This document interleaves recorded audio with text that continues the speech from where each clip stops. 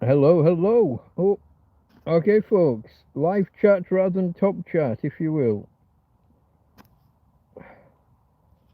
Okay. Well, here we go again, folks. Friday night, TrampCast Hangout. The channel is Delta Mike, down and out in Torrevieja. Delta Mike, that's me. Down and out. A homeless guy, a hobo, a vagrant, an indigent person, a person of no fixed abode. Some might say a bum. Someone who lives rough or on the streets, or in my case, in a field. So that's Delta Mike, down and out in Torrevieja. Torrevieja, a city on the southeast coast of Spain, on the Costa Blanca south, about an hour south of Alicante, a little bit less. But there we go, folks. And this is a TrampCast Hangout. It's just you and me chatting. No real topics. I'll tell you a little bit about my week, but not in too much detail because one of these days we'll do a TrampCast proper and cover the details in depth. Maybe. If we ever get back to doing a proper TrampCast. So this is the more relaxed, the more informal version. Let me see if anybody said hello. Nobody's talking to me as yet, and my stand is unstable for some reason. I think it's just that the phone isn't centered. Okay. Now, I have with me, let me see whether I can do the things that need doing. Can you see her without me putting a light on? She doesn't like the light, but she's here with me tonight. She's up at this end. I managed to persuade her. Let me see, I'll put the light on just to give you a better, see if you get a better view. Oh, now look, she looks away from the light straight away. It's okay, babe. It's okay. I know you don't like it.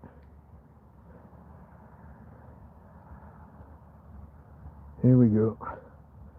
Here we go. Farmer is in the house and a sign of nature. Let me, one last look at Tina. I'll turn the light off. And, where are we? That one. And I'll switch back. Hold on.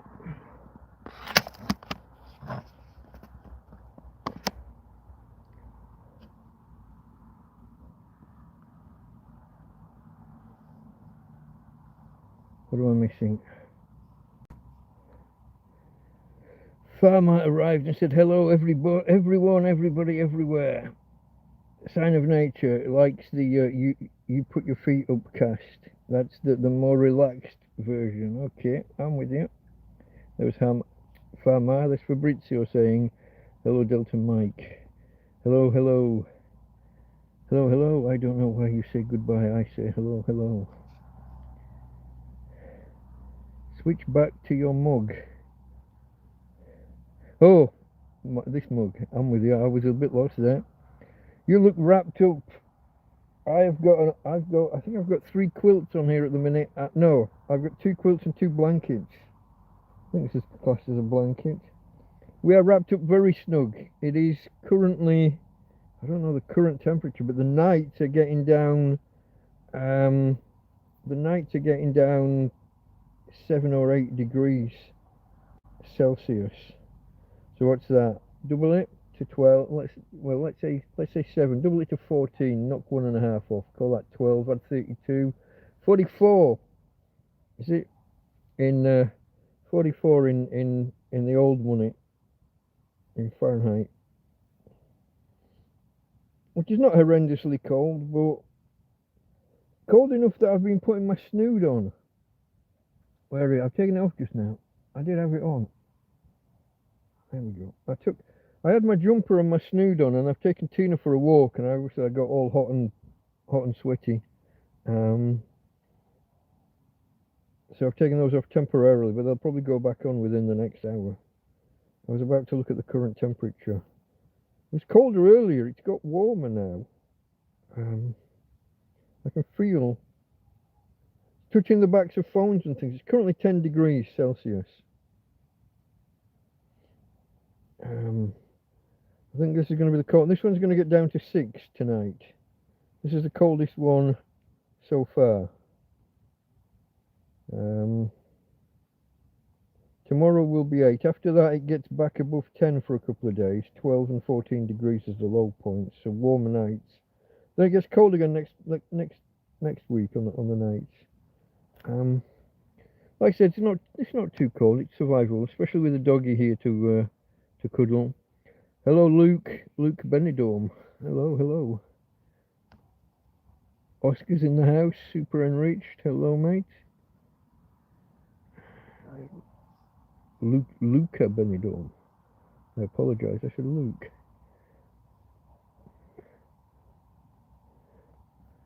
Chandlery lights.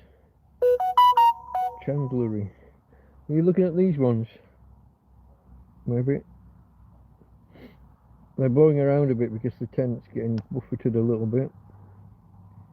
12 down to 9. Yeah. Ahoy, Mr. Tombstone. Tom B. Stone. Your sound seems muffled today. Oh, I hope not. I just did a test video before coming live, and everything was fine. That's doing it with the normal camera app. If there's a problem now, it's the YouTube app, not the microphones here. I literally just did 2 test videos before coming live, 5 minutes before. And I didn't prod or poke or mess about afterwards. Oh. Back in the UK, 2 degrees here and have snow and ice. Oh, Oscar, remind me. Is it Nottinghamshire? Oh, have I got the right one? Probably not, knowing mate. Terry, hello, mate. Hello. How is the wind down there? Half of France been quite blowy all day. We had a couple of hours of it being particularly blowy. I assume that was the tide turning. Somewhere around the tides it gets a bit blowy sometimes. It was quite blowy. No damage so far. Just the damage that we'd already done previously to the tent through how we're using it. I noticed the new ripping in it yesterday, but that's next to the door, so that's going to be Tina getting in and out. Where she's previously, so there was a threshold. You had to step over to get into the tent, and the outside doors just come down, just pull down. The zips just go vertical and stop at the bottom. The inside door, the fly screen, the mosquito net, would loop right round at the bottom. But Tina's tore that off the fabric, and that's dangling. So when we go out, I have to manipulate her either under that or over it. Usually she'll go under it to get out, and I'll carry her over it to get back in.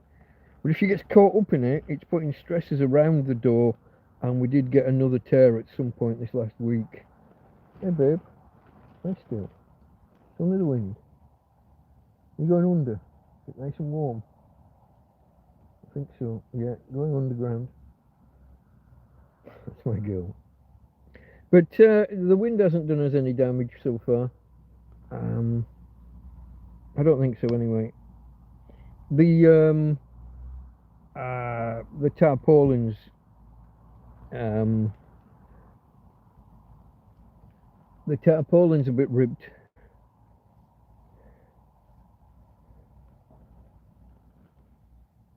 But that's going to be an ongoing thing. That's going to fall apart as time goes by.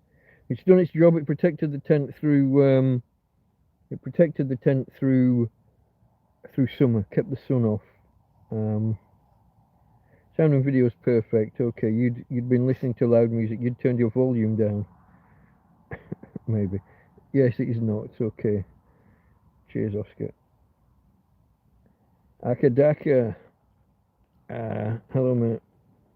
This change to the short name, the @ name on YouTube. I don't know why they've done that all of a sudden. Are the flowers all finished up there? No, the flowers are still here, and surprisingly, they have fruited. They've pollinated, and there are berries growing. I don't know if those will come to fruition, but they are. They have. It's quite remarkable. It's the wrong end of the year. They should have been here kind of, I don't know, April, May. Don't know. Give Tina a hug from us. I will. I always give Tina. Tina gets lots of hugs. Hey girl. The peoples are all saying give Tina hugs. Give her a big cuddle under the. She's got this thing at the minute where she goes totally under the covers with her head and everything. I think because it's cool on the ears. Like I said, in fact I will before I get cold or get a cold. I will just I'll put the snood on and then the jumper. Put the sweater on. Where are we? We're the right way around, yeah. Bear with me, folks. Bear with me. I'll be right with you.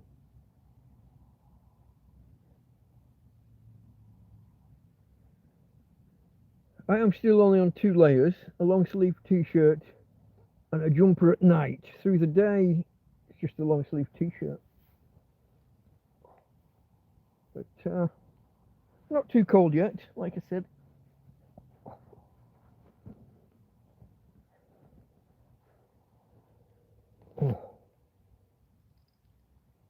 Okay, I'm back. Tina's got a coat, only her natural one. Nothing to wrap up in. But she gets into bed with me at night. At night it's fine in bed, like literally under the covers with me. Usually down by my feet, but she'll snuggle against my legs when she feels like it. Today I have the honour of having her up at this end. It won't last. She'll sneak back down probably within half an hour. But that's my Tina girl. Okay, folks, to those of you that arrived early, and to those of you that have done me the favour of hitting that like button already, thank you. Cheers.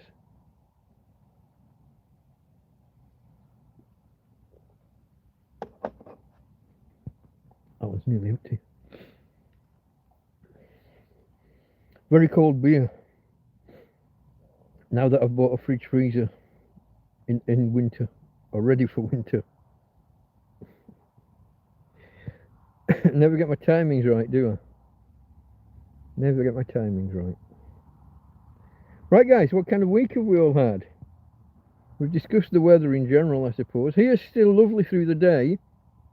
It's funny to think that 4 or 5 weeks ago, maybe a little bit over, we were still hitting 20 degrees at night. It was never dropping below 20. Now it's not quite reaching 20 through the day. I think today was 17 or 18. But I think this is unseasonably cold. It's not usually this cold this time of year. Normally this feels more like late January and into February. I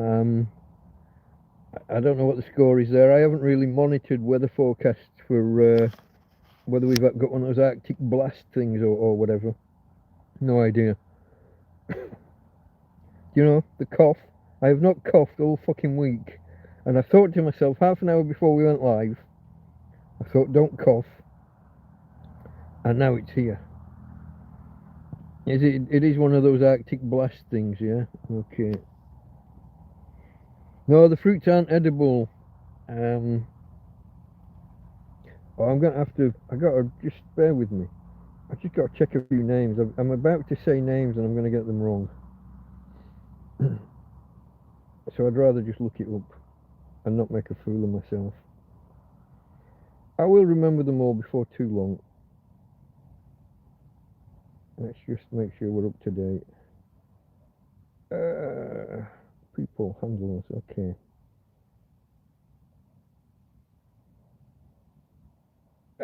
Who we got? Tony in Australia, Akadaka. Who else? See, I was going to go with either Chris or Steve, but I knew I'd got it wrong. Oh shit. Luca, bear with me, mate. Were you previously Luke in the, or have I been reading it wrong all along? The Luca Benidorm, because they've switched from the longer names to the shorter, the at handles. So I'm a little bit confused. I just want to make sure I'm not confusing people. In my head, there was a Luke in Benidorm. Sign of Nature. I do know this one. Do I? No, I don't. Sign of Nature. Did we never get a name? I thought you were a Steve. Oh no, that was soul mining. You see, I'm getting things confused, look. Oh, I'm sure you did tell me one day. And, wasn't it... Hold on. Who was Keith with an F?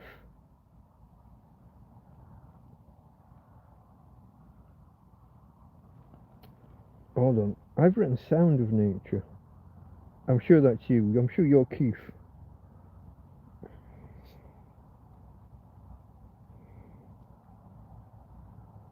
So your friend Mark fell down in Benidorm, not been able to move for 2 weeks. Oh, my friend Staffan fell down here. That's a few years ago now. And, oh man, he had a terrible time. He had a terrible time with it. He told us he'd been to the hospital and had it checked. And the fucker hadn't. And so he became housebound.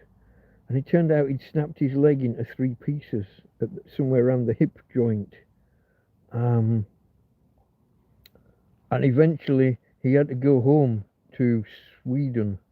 Have I got that right? I think it's Sweden. Could have been Norway. But I think Sweden. He had to go home, and they set up a hospital appointment. He got ready for the operation, and when he went there, they said some paperwork wasn't right, and they had to start the whole process all over again. So that was a further delay on top of everything. Falling over, it's not good. Falling over is quite bad for you. Let's have a look. I think I've looked up all the ones that I wanted to. Hey. Where are we going now? Yeah, you might even be visible to me. Hold on. Look again. Oh, you can see the white of her chest and neck, and you can see my hand on her head. Or maybe I just haven't got my brightness turned up enough. Hey babe, maybe you are on camera. I'll get a kiss. You'll get kisses. Oh, thanks. Okay. That's enough. A little kiss. Hey? Just a little kiss. I was gonna pick the camera up, but my hand would have been in the way of the camera. Oh, you got back down again now. I don't think people will be able to see you there. Not without me putting lights on and moving stuff around. See whether I could do it this way, without putting the camera on there. I can't see. I can't see you, babe. No.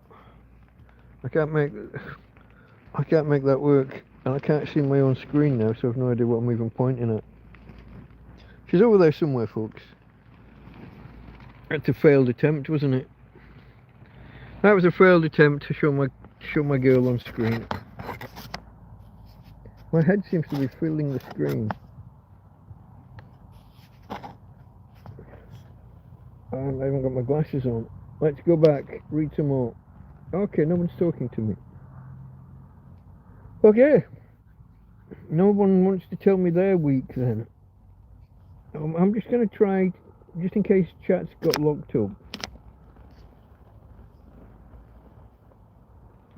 Look at that, it had. Hold on, let me scroll back.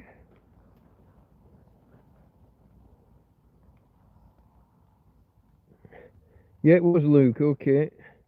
So is it Luca really, or is Luke, is the Luca like a nickname? Hold on. He drank a bottle of whiskey, the guy that fell. Oh yeah, well that'll do it. That, yeah. Well, in truth, my friend Staffan had had quite a bit the night that he fell over. He was unsteady on his feet anyway at the best of times, but he had his arthritis or rheumatism. He had something in his joints. Sound of nature is indeed Keith. I don't know why I've written sound of nature. I had two entries. There was a sign of nature entry with no name, and then I had sound of nature. I just brain fart while writing it down.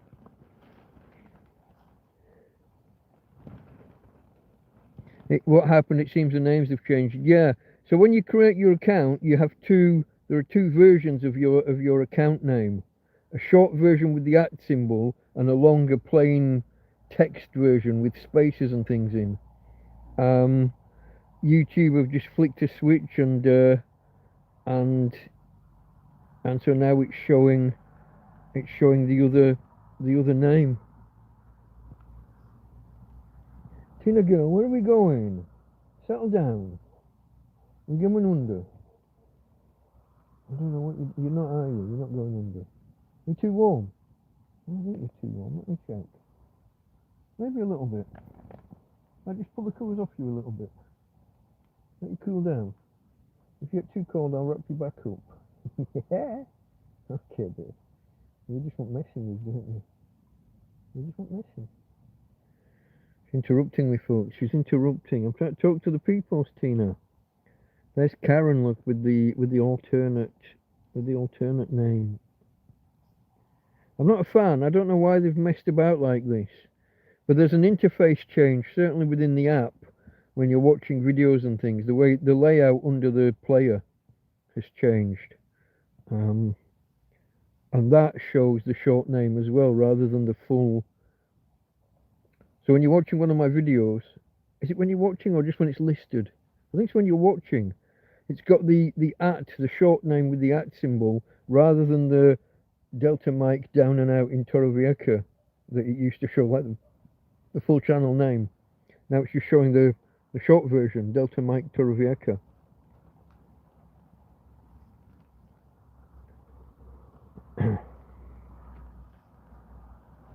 Okay, your friend Mark is an ex-army, 60, but refuses to go back to England, lives in a tent. Hey, there's a few of us around in tents.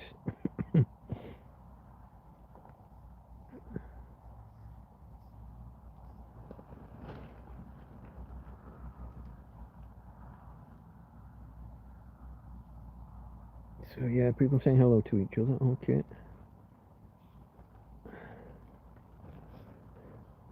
Farmer was away from keyboard. Why have our names changed? Yeah, I was just explaining, it's a YouTube thing. Everybody has two versions of their name.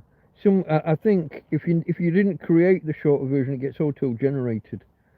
But if you go into your account settings, you can change them. So if you've got numbers on the end that you don't want, you can remove them, as long as somebody else hasn't already got that shorter form of name. You know, the same name. But it's a pain in the ass. When I created my account,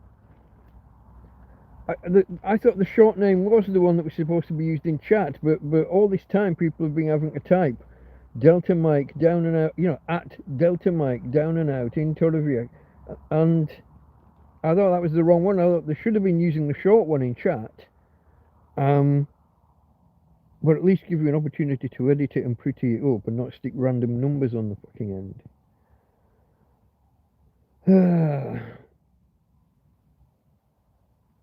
I'm back. You know, I'm back. Is that Michael Jackson? I think that's where you were going.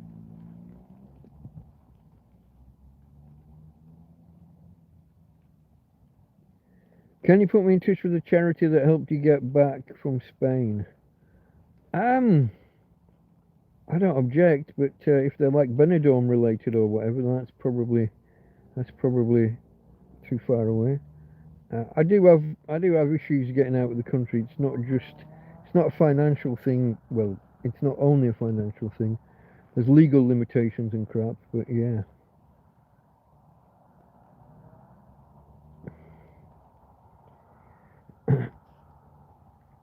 bad. Okay, Michael Jackson, it's bad.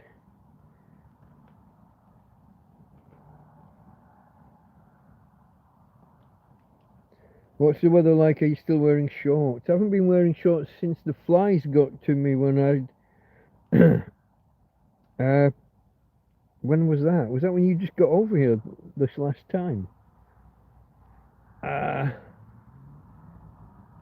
after I went to Tweeters and got the blisters on my toes, and the flies landed on the blisters, and then every other scratch and graze and every other mark on my body became infected with the little fuckers. Tina, can we be still? Where are we going? Eh? Love you. You've been a nuisance. I'm trying to talk to the people. Your ears are getting cold. You want to go back under? Is that what it is? I'm not sure what you're after, darling. You're not helping me. Come on, you've been walked. You've been fed and watered. Oh, lay down and be still. Go to sleep. It's nearly your birthday, says Karen, subtly just prompting everybody. Okay. Next Saturday, isn't it? A week tomorrow. If anybody cares. Yeah, the beard's grown out full. The beard needs to go. It's all over the mouth. It's all over. It's just too much. It's a neck beard as well now. As well, it's you know, I'm not a fan of neck beards. It's too much. So I'll probably take I was supposed to do it about 2 weeks ago. I'll take the clippers over it one day soon and just take it all down to the bone, as close as these trimmers, as close as the lawnmower that I've got will go. So it won't be baby face, but it'll be Don Johnson Miami Vice stubble. I'll maybe leave the top lip a little longer because I got kind of a scar on my top lip that distorts things and makes me look a little bit uneven. Not that I've got a particularly even face as it is, but you know.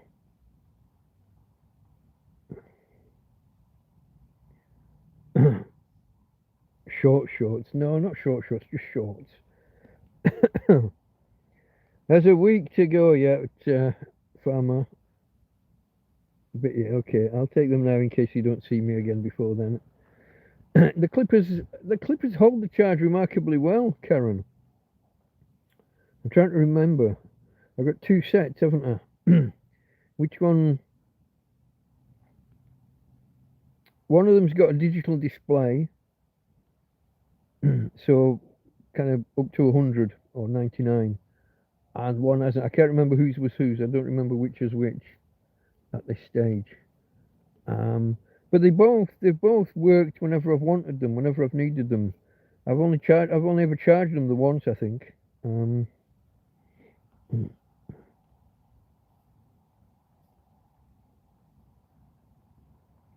Okay, Luke, that's fine, mate. I don't think I saw clarification whether it is Luke or Luca as your real name, but let's have a look here.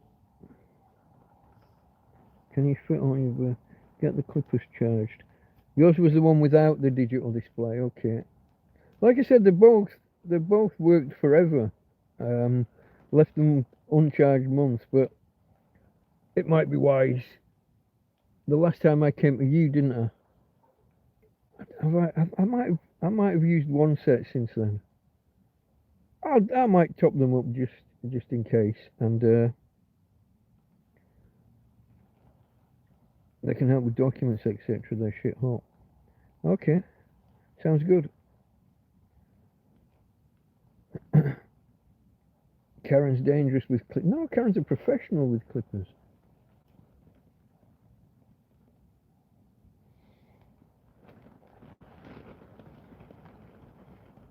Don't diss my personal hairdresser. Can I see the bin? No. No, general area. I'll get them tomorrow. Oh, that's one of the stories of this week, folks. Well, I say this week. The last 2 days. I have started having a bit of a tidy up. Well, tidy up's not the right word. I've removed and reorganised, and I've moved some shit. I've finally got some floor space. I can actually almost walk around the tent. Well, walk around parts of it. Before it was like stepping stones, trying to find the lily pad, the one empty space where I could put my feet that was safe. Now I can actually get from here to there. I consolidated some stuff. I found some stuff that was rubbish. I found a bag with some food that was... Yeah, it was under the chair. Since I've removed a couple of things like that, the incidence of flies have reduced massively. But at the same time, that's coincided with a cold snap in the weather, and that always sees a massive reduction in flies as well. I've been waiting for the cold snap. Basically, I was waiting for summer to end, and it kind of never did until now. We like I said, a few weeks ago, nights dropped below 20 degrees. But that's hardly a cold snap, is it? When the nights are still 18 and 19 degrees, and the days are still hitting 30, or were. now the nights are down below 10, and the days are not even hitting 20.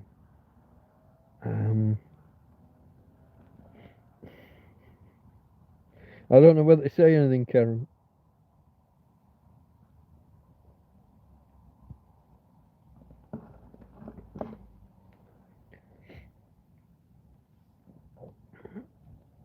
Mike will have a home in the UK. There's a lot of ducks to line up. Without being too negative, there's just a lot to sort for that to happen.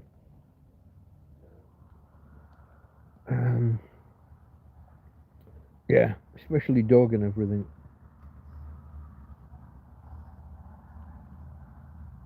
Okay, no hair is safe. I'm with you.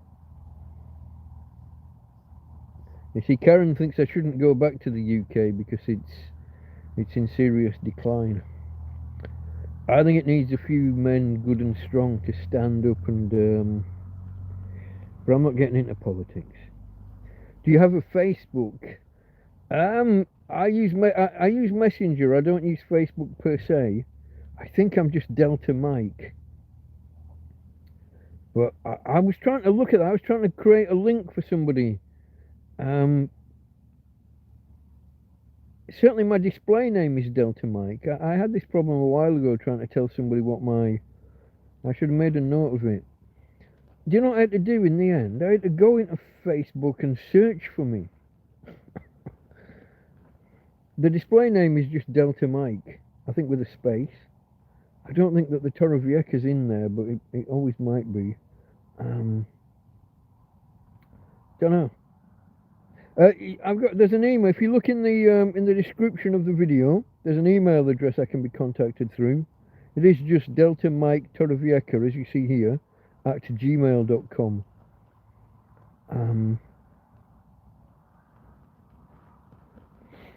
And then from there we can arrange either what's the one called that's not Messenger? Fuck my memory. The green one.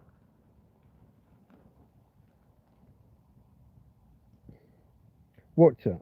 Fuck. I used to be intelligent.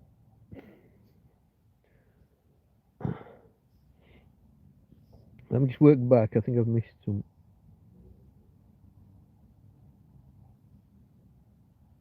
Okay, I'm caught up. I'm caught up going backwards.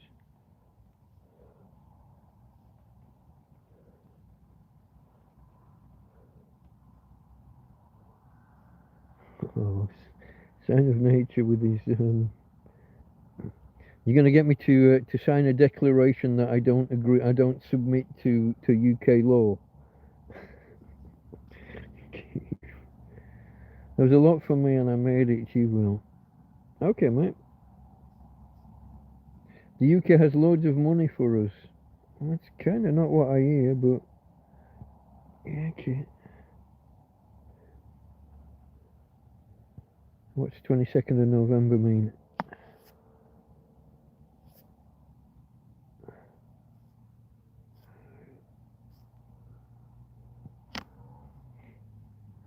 Birthday's next weekend, if that's where you were going with 22nd November. I'm sending help, bro. Okay, mate, appreciate it. Like I said, a lot of hurdles to climb, but any help appreciated.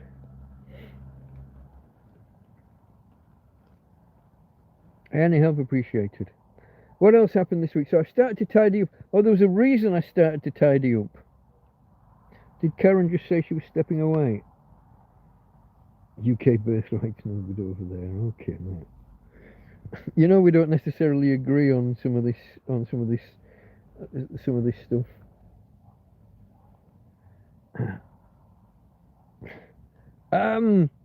Where was I going? Yeah, so you know Karen gave me a prepaid debit card. I send her my PayPal money when I get donations. I send that to her and she puts it on the debit card. And about, was it a month ago or 6 weeks ago, some fellas visited here and gave me a few quid. So those are my two money sources. When people give me something in person, and the donations over PayPal. Well, I only went and lost the fucking card, didn't I? Misplaced, shall we say. I knew it was 99.9% sure it was here inside the tent, but it wasn't in the one or two locations that I may have stored such things. I got an old location, then got a new location where I generally put it. And so for about 3 days, I was turning the place upside down, trying to think where I might have put it and where it might have fallen or moved to from where it was. And there was a lot of crap on the floor, like I said, and so I was like, has it fallen into a shopping bag? Is it here? Is it there? Has it slid back? Is it? And I had a lot of stuff piled on the chair. I couldn't get hardly to the place where it was stored anyway, or where it would normally be stored.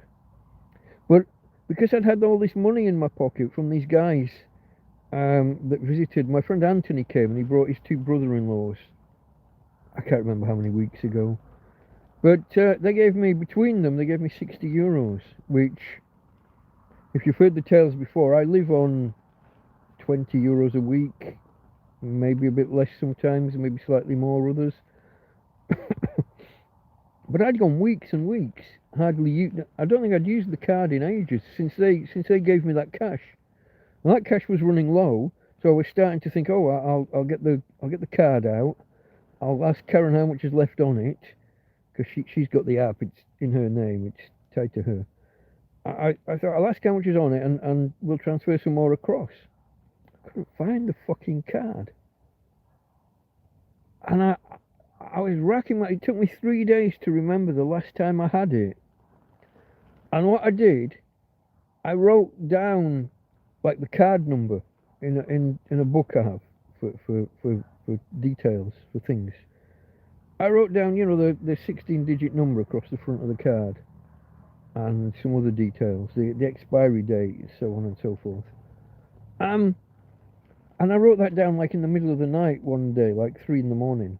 And what I've done, it turns out, and it took me 3 fucking days to think of it, when I've got the book, and I've got the card, and I've written it down, and I've put the pen and the card inside the book, folded the book in half, and put it away.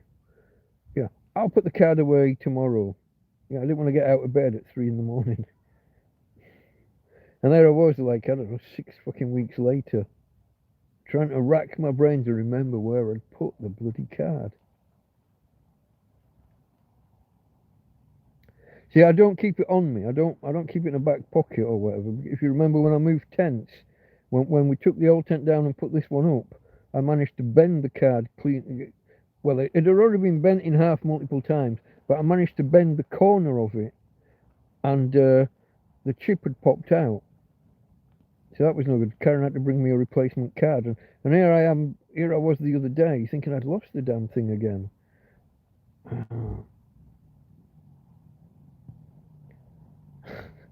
Jus in rem, not a quasim persona, England.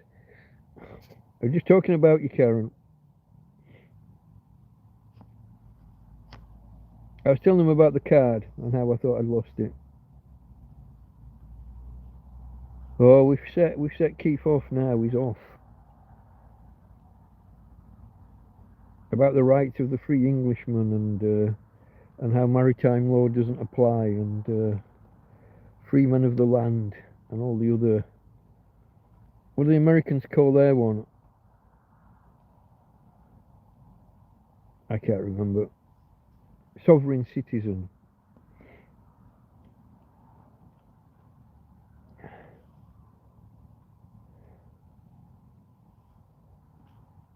Is it still coming, or have you all just gone quiet on me while I was nattering on about my card?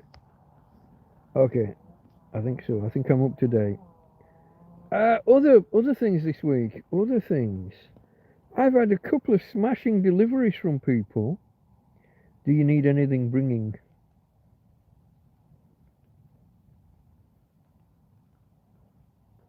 I don't think so. Don't think so. Oh, you're telling everyone. Okay. I thought you might have been keeping it quiet, so I didn't mention it. So I've had a couple of smashing deliveries this week. Two ladies. I think it's the same. There's a. Oh, careful with your words, Dean. There's a Muslim lady, comes every now and again, and she only speaks French, as far as I can tell. And this time she brought another lady with her, who'd got a few words of English.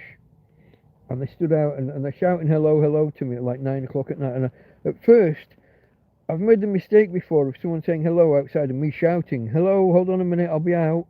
Dog goes crazy, I get out, and it's someone walking past just on their phone saying hello to someone else. So when someone says hello, I don't I don't jump right into it because it can get embarrassing. So no, they shouted half a dozen times, and I thought, oh, okay then. And hold on, under memento, give me a minute. And I got out, and she gave me a bag. It's got a load of fruit in the bottom, but it had this big platter, this big plate, big oval serving plate, really. And she says, couscous. You like couscous? Do you know couscous? And I'm like, yeah, of course, yeah. And when I get it in and I open it up, there must have been 3/4 of a chicken broken down into the separate pieces, a breast and two big, I mean huge. Could even have been turkey. They were so big. The legs and everything were so big. But this lovely kind of turkey and couscous. Not quite a stew, drier than a stew, but it's obviously been cooked that way. It's been in liquid. But yeah, fantastic. There was basically 4 meals on that platter, and they've left. I've washed it, ready to hand back. I assume that they'll come back within a day or two. So far, not. But I've washed the platter, ready to give back to them. A big ceramic oval plate. But it took me almost 2 full days to eat it. 4 big full portions. So that was, I can't remember what day that was that arrived. Maybe Tuesday? And then today, 2 ladies came down through the field carrying a paper bag, and they've brought me 3 takeaway portions. 3, I think from a Chinese, based on the 2 that I've eaten so far. And then under those, there's a lot of fruit again, but there's 2/3 of a big cake under there that I haven't got to yet because I ate the 2 portions of takeaway and I was stuffed. I can't eat like I used to, folks. My stomach has shrunk because I will often go 2 or 3 days without food, without eating. I've got food. I just, especially in the summer, in the heat, wasn't in the mood for it. And now that then I went through a period with less pans after the vandal, the yob, when I had that big fight. I lost half my pans, didn't I? But yeah, what a treat! What a thing to bring. 3 takeaway portions, and literally a cake with. There's only about a third gone out of the cake.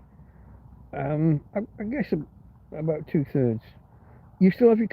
I have not coughed once this week until tonight. I promise you, it's entirely psychosomatic. I thought to myself, half an hour before coming online, I literally thought, oh, you haven't coughed. And within 2 minutes I coughed. And now I've come live and it's here. Karen still has hers. Okay. Okay, I think I'm up to date, aren't I? Do you need anything bringing? I don't think so.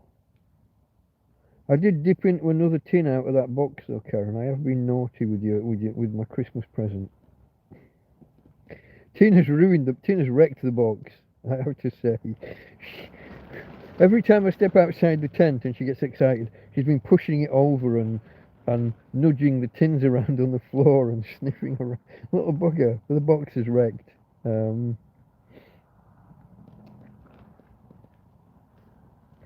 Yeah. I had it was baked beans and sausages, but honestly, the tin was 2/3 of the little pork sausages. There wasn't much in the way of beans in there. It was all sausages, almost all, until you get to the bottom. Maybe the bottom third.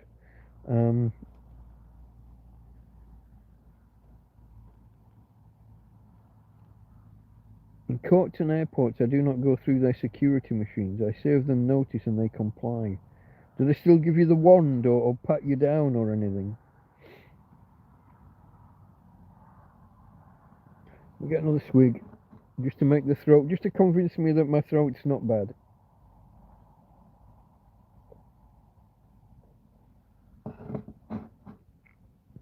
I've still got things missing in this tent. My original 12-volt adapter, the cigarette that goes in the cigarette lighter and gave me USB sockets, that's still missing. A bunch of other things that don't come on. I found my comb. So I had a comb and a backup comb. I've actually got a second backup comb, a third comb. But my main comb that's small enough to keep in my pockets had been missing for about 2 months. I found that the other day. It had gone down the side of the bed, but not just like on the gutter, not just on the floor by the bed. It had gone in between the 2 mattresses. I don't know how things do that. You got 2 mattresses, one on top of the other, where the edges are flush, so it doesn't go down and lay on a ledge and then work it. I don't know. But yeah, stuff falls out of my pockets sometimes. But I've started to get organised, and you know what I discovered today? I have got more bin bags than I would ever use in the rest of my entire fucking life. I've got 4 rolls of bin bags in a utility drawer that I have here, but then I found 4 more rolls that people have brought of varying sizes. Some of them 120 litres. I would use that as a fucking sleeping bag.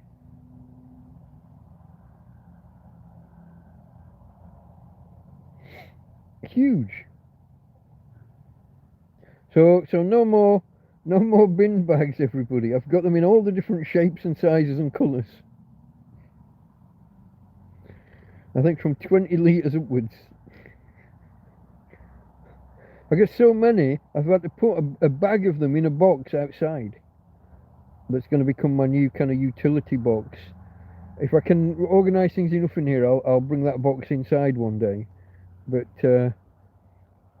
that's where I'm going to put things like duct tape and bin bags and spare lighters and.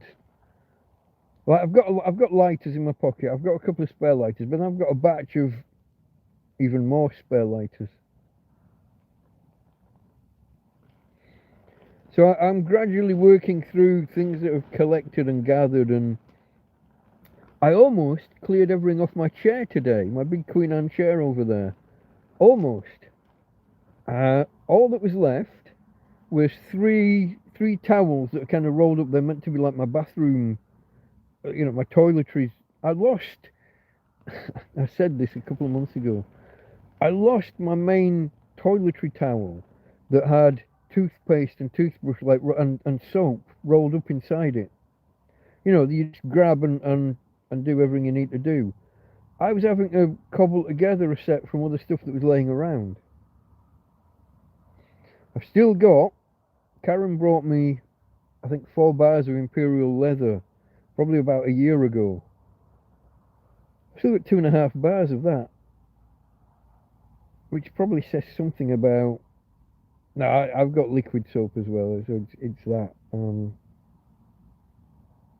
It's not that I never wash. Things did get a bit lax over summer, maybe. But I found my main toiletries towel. So at some point, I've probably gone outside and had a stand-up wash out of a bowl, and I've brought it in, and I've done something else. I've put it down on the chair. Probably put it down on the chair. Well, I have, because today I uncovered it. I unburied it. So all that's on there now is 2 or 3 rolled up towels and a big pile of newspapers. You need some more towels? No, I've still got the original bale of towels that you gave me in that big plastic cube. I've probably got a couple of towels that could do with a wash, but I'll put those in, and now that Tina's mobile, maybe one day I'll find my way around to the laundry around the corner. Maybe.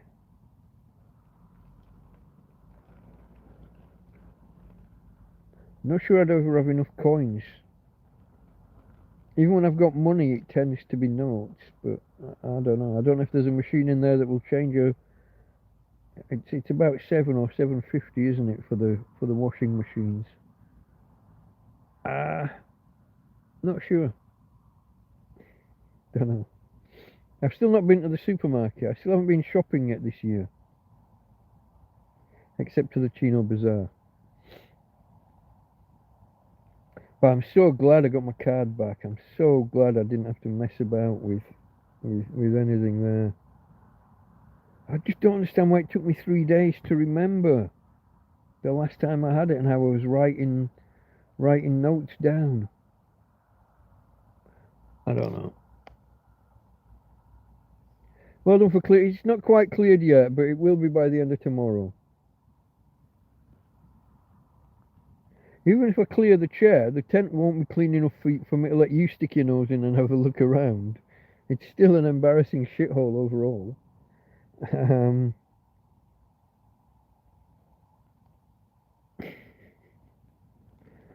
But maybe I'll better do the TrampCast from sitting in my chair if I bring the laundry bin back inside to use as a table.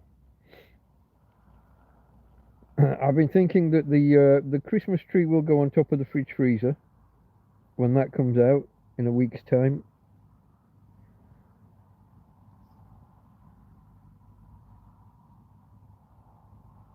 You wanted results, Mike. Grimsby Court being served last week. Served by who for what? Free men of the land and naval law doesn't apply and all of that. It'd be interesting if someone does actually manage any kind of success with it. It'd be interesting.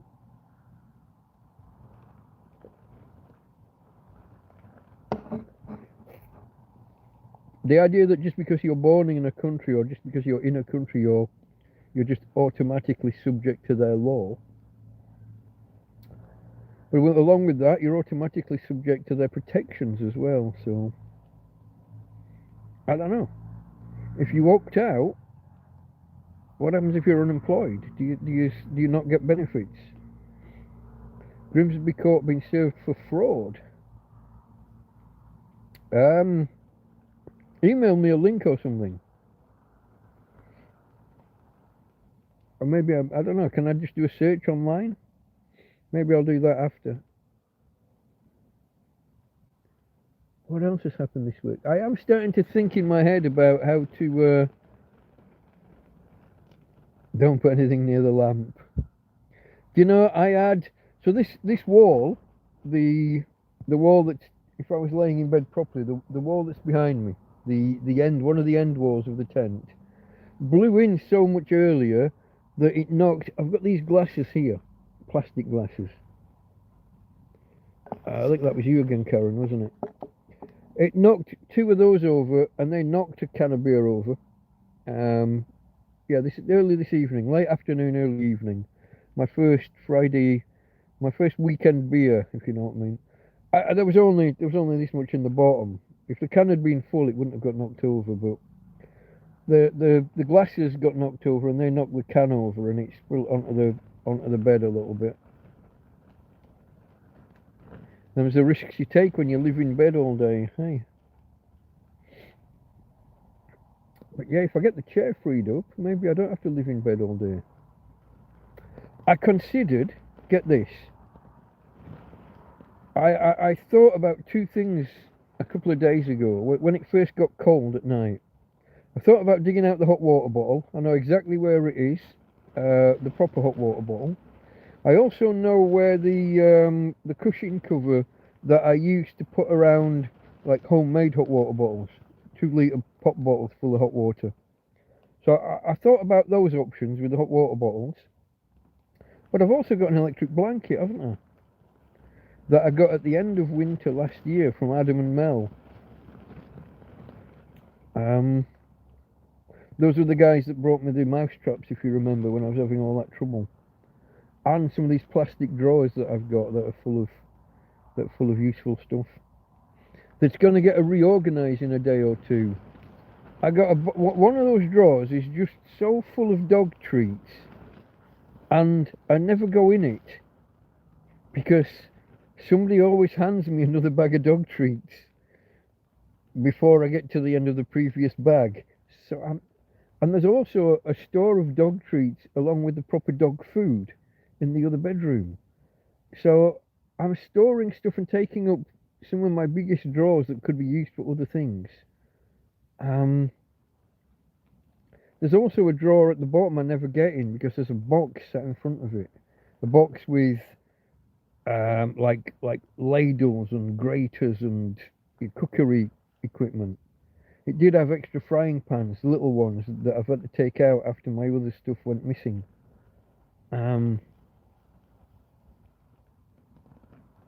So when I get things reorganised, I'll have things will only be in those drawers if I'm using them, if I'm going to be going in and out of the drawers. I don't want stuff just sitting there for months and I just never go in that drawer. So all those dog treats can just go with the other dog treats next to the dog food, and I'll just keep the odd bag out. Like I've got a bag here, look. Don't let her hear though, she'll be straight out of the bed. She must be asleep. Normally if she hears crinkling plastic, she's straight out. Even if it's nothing to do with her. Crinkling plastic equals treats to her. Oops, and I've said the word. No, you're okay. It's not. Oops, I said the word, didn't I? She heard it and started to move. She's pressing into my legs now. She's cuddling into me. That's nice. My little hot water bottle. You need to tighten the ropes. I'm not sure that the fabric would take the strain anymore, Karen. Where are we? 6, 7, 8 months in. I'm not sure what the actual timeline is. Probably about 7, I would have thought.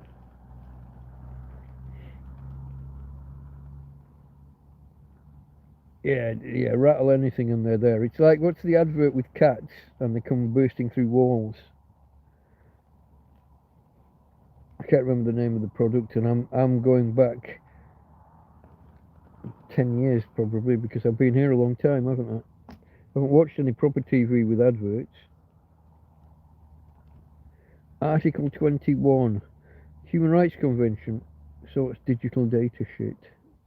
Okay.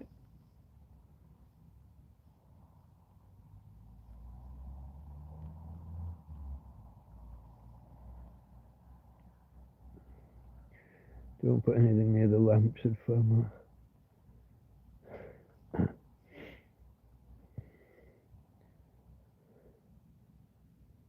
Oh, sign of nature. Judges are not imposters. Are they not? And then Robin Hood. Huh? Yeah, okay, if I tighten all the ropes up, it might put extra stress on all the bits of fabric and things might start. I can tell that the fabric's getting that crinkly feeling, that frangible feeling's coming on. There are some lines in the door that I can see where the weakness, I can see where the tears are going to be.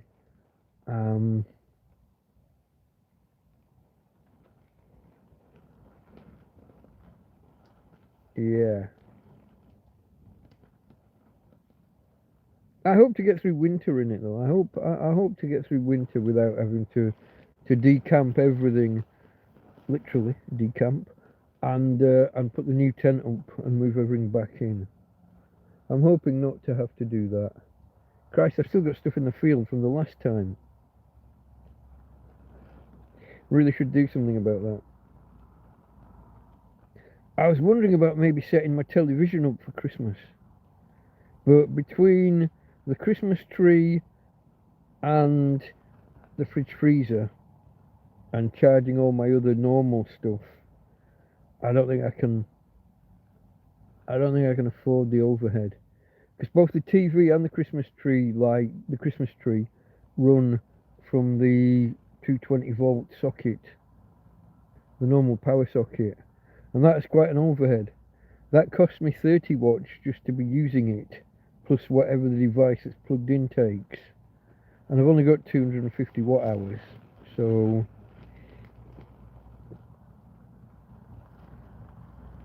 I thought I might put the telly on just as a Christmas treat for an hour though, maybe. Maybe through the day, when the sun's out and I've already got the EcoFlow full, maybe I could put the TV on for a bit. It's not TV, something I'd have to download it and put on a pen drive and plug it in the back, but same difference. Watch it on a big screen, 32-inch screen instead of 6-inch, or is this 9? This might be 9. I think this is 9. But a 32-inch screen would seem massive. Don't know how much maintenance I'd have to do on the remote control first. Cleaning the dust off and I did look at the batteries the other day. They haven't corroded. I think button presses were still showing a red light, so it need brushing off for the dust and everything. It has been set around a while unused. TV itself's under a bubble wrap envelope, a bubble wrap sheet. So that should be okay. How many of you here knew that I had a TV? I got it before I'd ordered the EcoFlow. Did I find... I can't remember whether we found the TV when Joby was here. We found the TV, I think, before... I think I'd ordered the EcoFlow and was waiting for delivery. And we were walking to the supermarket one day, and there was a TV by the bin. It looked spotless, had the remote control nicely kind of balanced on top. I could tell straight away that it probably still worked. Went to the supermarket, wasn't picking it up, and we said, if it's still there on the way back, grab it. So we did. But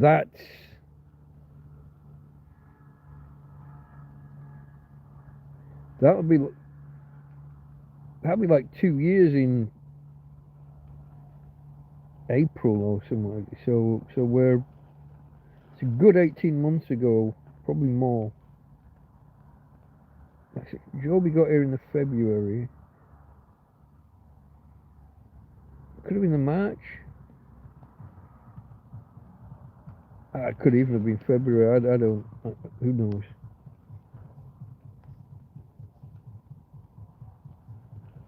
Are those tears just in the tarp?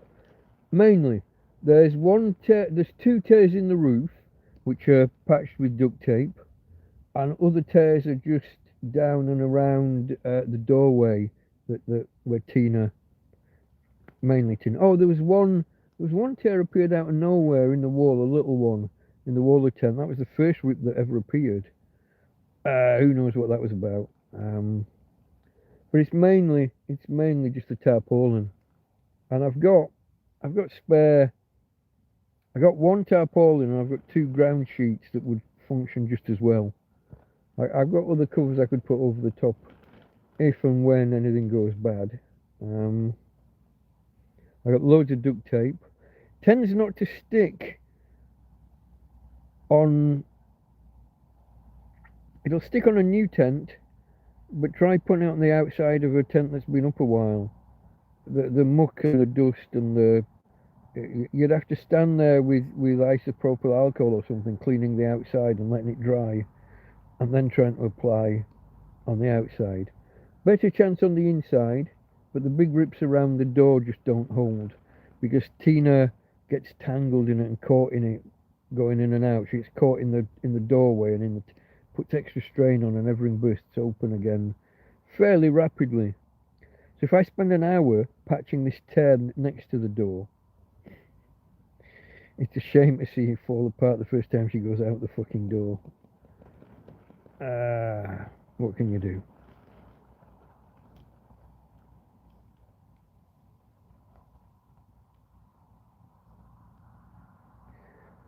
You could do with a touring caravan with a tarp over the top. Yeah, it'd be nice. You tell me how you drive it into this field. Or where else we could put one.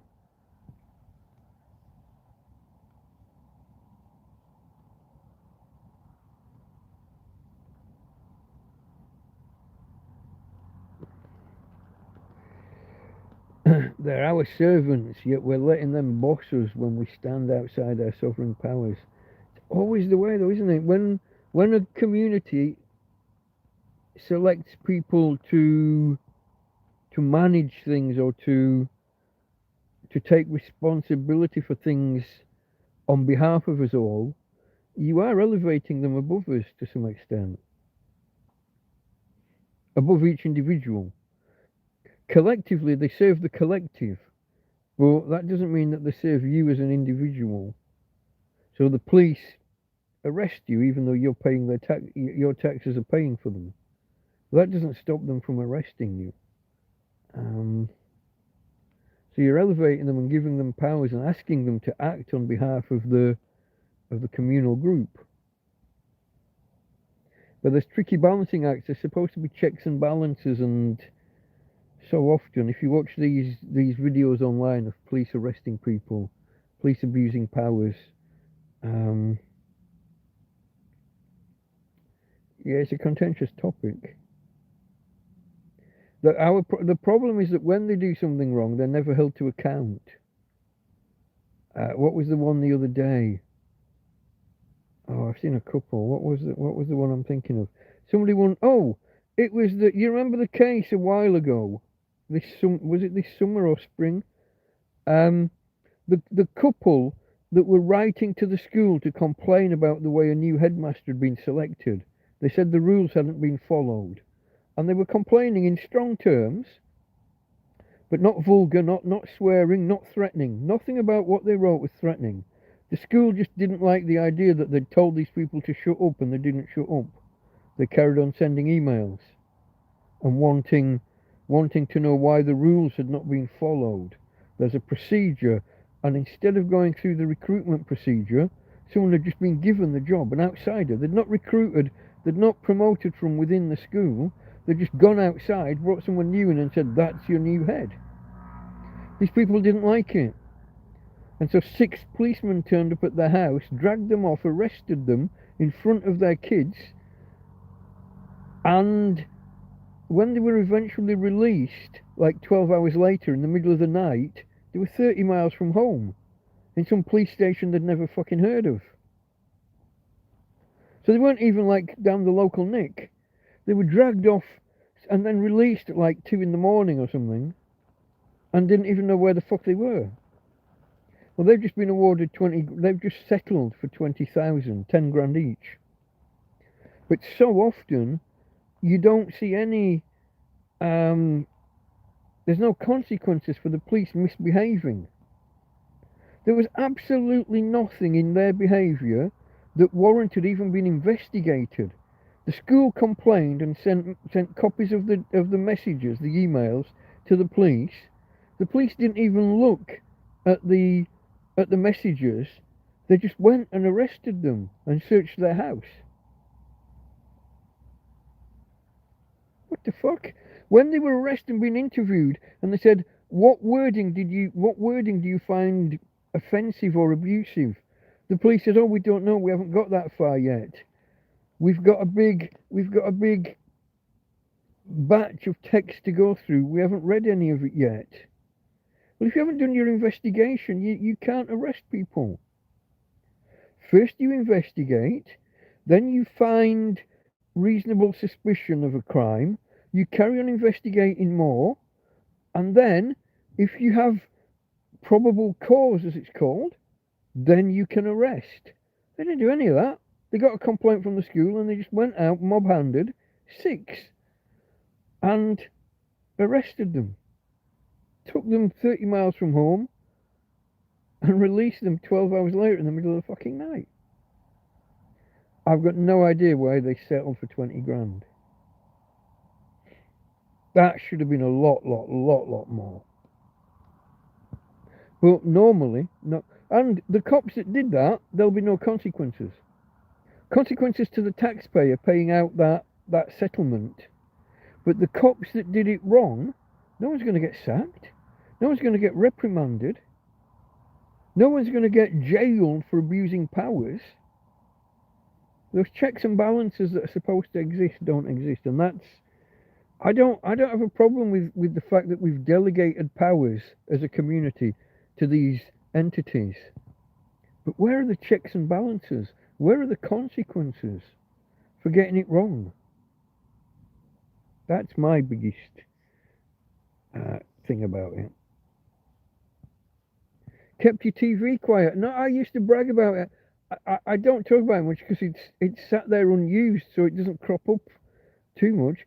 But if ever you've heard me list, if you play back any of the streams where I've tried to list everything that I've got that's electrical or electronic, it gets mentioned.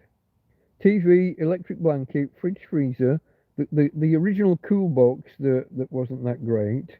Did I mention the EcoFlow yet? Various lamps and lights, tablets and phones, laptop. There's more. I mentioned the electric blanket, yeah. The electric crock pot, the slow cooker. There's more. Jimmy Cricket, was it? Come here. There's more. Was it Jimmy Cricket? Jiminy, the comedian, not the Pinocchio character. What else? There's more electronics. I know there is. Oh, the electric fly squatter. The electric, the tennis racket of death. I'm sure there's more. If ever you look back at videos where I've tried to mention these things, I have mentioned the TV. I think I even did one video and showed it on.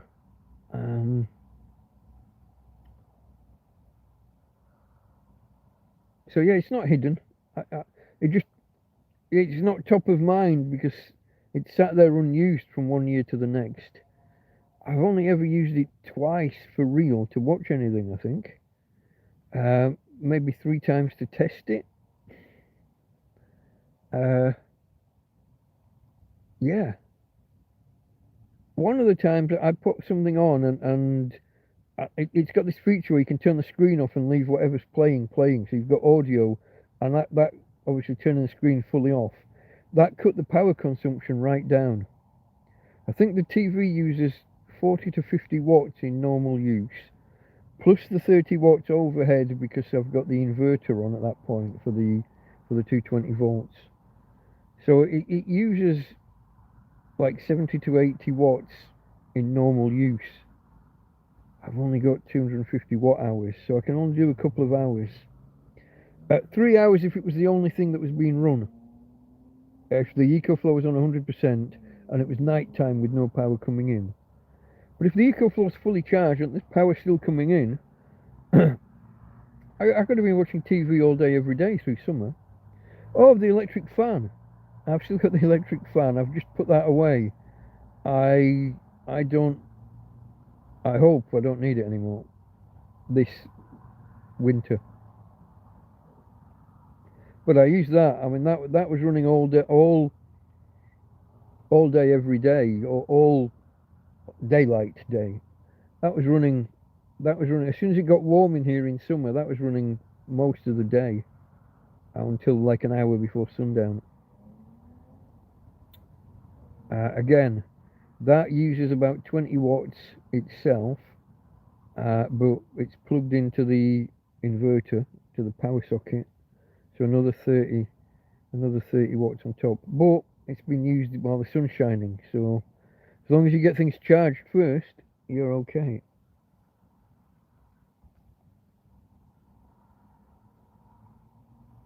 With a car, it would be easy to put in place. There's a step down into this field. You don't just walk into the field. It's like a drop from the road into the field.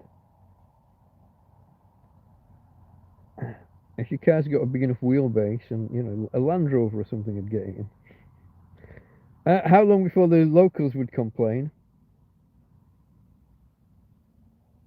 And you know what the police are like? The fact that they get a call is enough for them to come out. The fact that they've got no say in what happens in a private field, if the owner hasn't complained, that won't enter their heads. They get a call, they come out.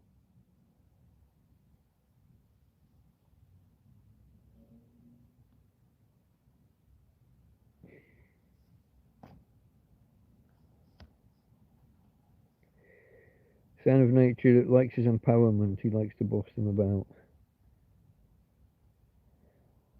Maybe the police are waiting for you to make a life for yourself there. People keep talking about adverse possession every now and again, and whether I should try and take over the land. If you occupy land out in the open, don't hide the fact, and behave as if you're the landowner. After a while, you can become the landowner. Battery power low, charge your phone. Let me know, folks. I'm about to plug the power in. Let me know if sound gets worse or anything. We've had that in the past. Okay, that's connected.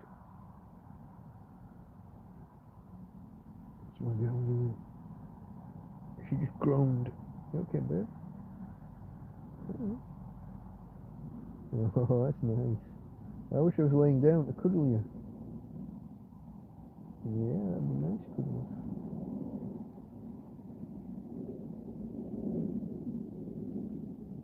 Oh, your ears are lovely and warm now. Toasty warm. That's my girl. I'd show her to you, but putting the light on would ruin it. Yeah, that's a common, Tom. That saying's a common saying because it's Latin originally. Ipsus custos custodian or something like that. Who will watch the watchdog? Who watches the watchman?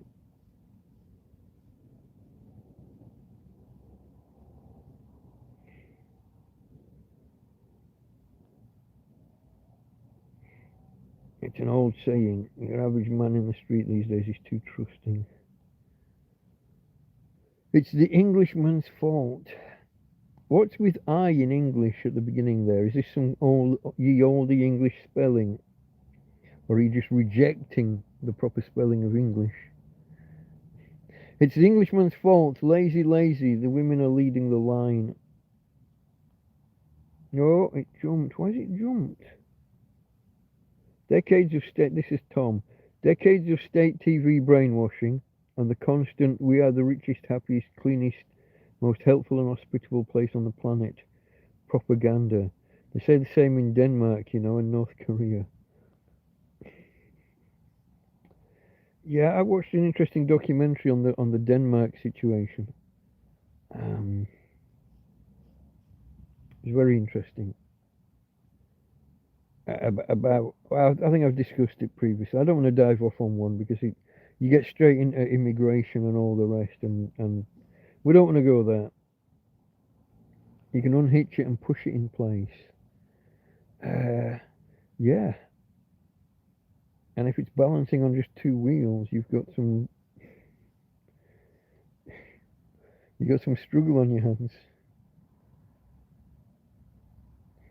Take my hat off, Mike. Don't know how you stay strong mentally with your horrible, horrible situation. I don't. Not always. You've seen me disappear for 2 and 3 weeks at a time and not do any videos and not go anywhere, not have anything to say. At times maybe drinking a bit too much. I stay strong overall, but I mean summer was a drag. Just laying here on the bed all day, almost all day every day, just waiting for the day to pass, to get the fan blowing on me, just waiting for night. Then going out and sitting out on an evening at 9 o'clock onwards, maybe. But then the flies, an hour either side of sundown. So when it was going dark at 9, half 9, and the flies are out half 8, well, the flies are all day, but they were at their peak, kind of half 8, well, half 10.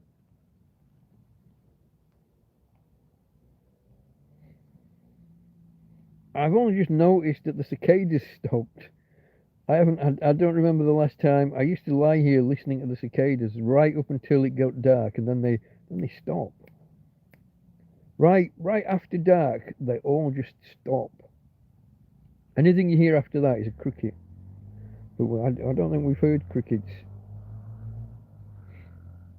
But I've only just thought, oh, that background hiss, that background chirping, and cicadas are so like one. It only takes half a dozen, and you've got the screaming in your head.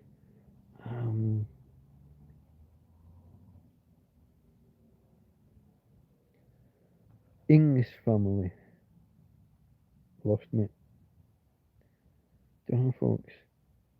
We're nearly an hour and a half in already. I was only thinking of doing 2 hours today, max, because I don't know what I've got to talk about. But if you've got questions, or if you want to discuss your week, I think I've covered most of mine. These donations, these food donations, have been fantastic. Karen misses that sound. The cicadas. Oh man, it takes a while to learn to drown them out. And then when they turn off at night, you notice it. But what I haven't noticed was them not coming on in the day. I don't know when that stopped. I don't know if that's recent. I don't know. Okay. She's laying here now with just her nose poking out of the covers. All I hear is rain thrashing at the window. Not for too much longer.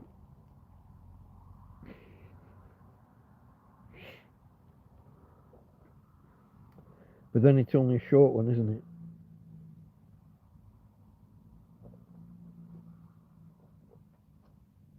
it? Yeah, I heard the snow. I saw a headline about up to, were they talking about 20 centimetres of snow? I don't know what part of the UK they were talking about. I only looked at the headline. Because I'm not in the UK, it doesn't affect me. I'm alright, Jack. Basically. Let me just see whether I can just scroll something here and try to check something. Why is it not scrolling?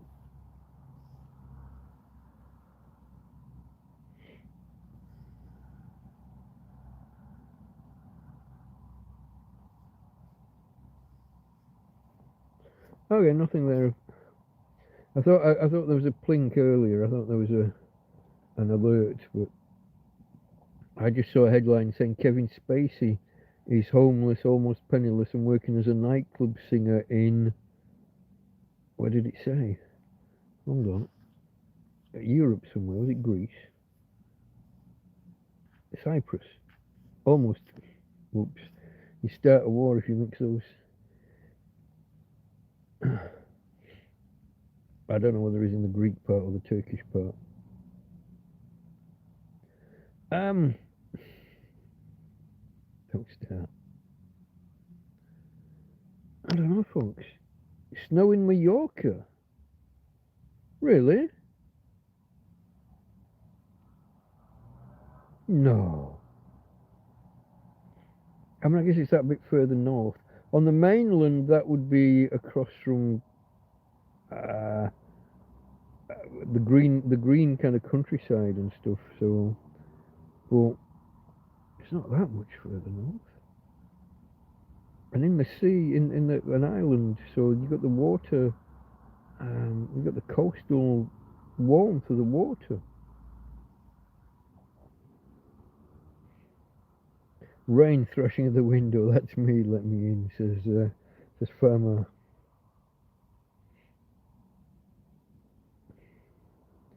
Oh, let me try and remember.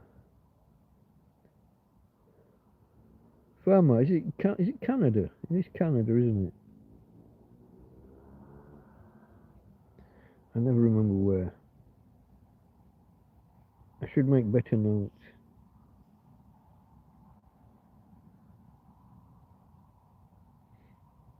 Have you got snow on the ground, farmer? I would imagine you do. My mate in Finland is about to start he buses people between holiday resorts and the ski resorts. He's about to start that. I think it's this week. He said Saturday to me, but I wasn't sure whether he meant this one or the next one. So their ski season's about to start in the north of Finland. He's just a short distance shy of the Arctic Circle. So they'll have snow on the ground by now. Otherwise, the ski season would have been postponed a little bit. But that's him until, I think I'll see him in May if I'm still here.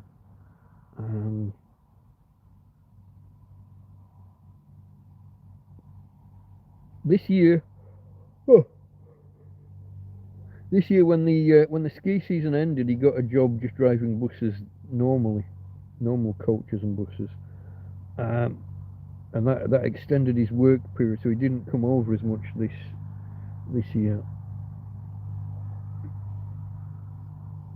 Karen's off, things to do. There was snow, but it's gone now, says farmer. Good night, Karen. Maybe see you in a few days.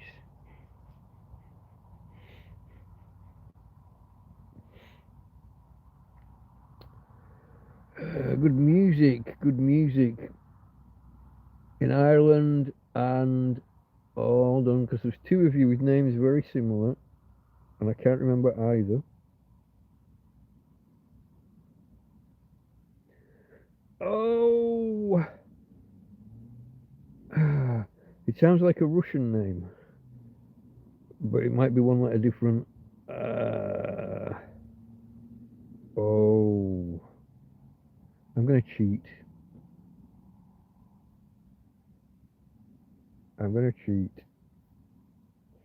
Probably.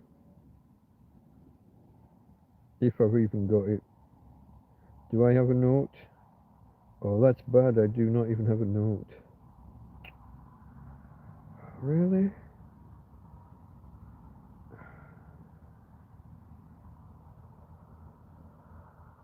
Just double checking. No.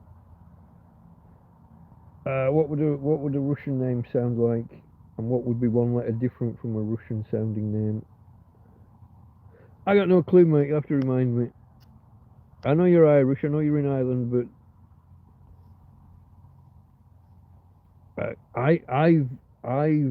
not Ivan. Yeah, Ivan. No, hold on. Oh, I don't know. I don't know where I pulled that from, and it's probably a letter off. I'm probably off by a little bit. Ivan, you got it. Okay. Okay. I don't know how I got that.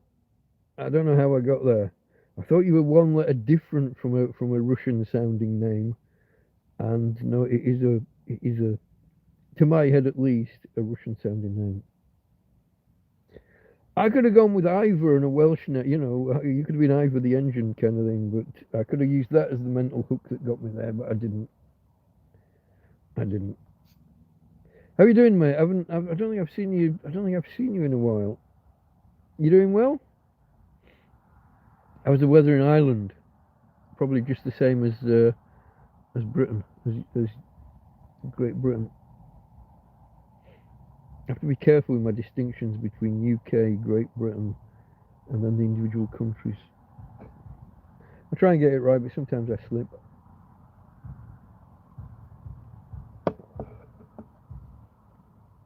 Oh, it's cold. I uh,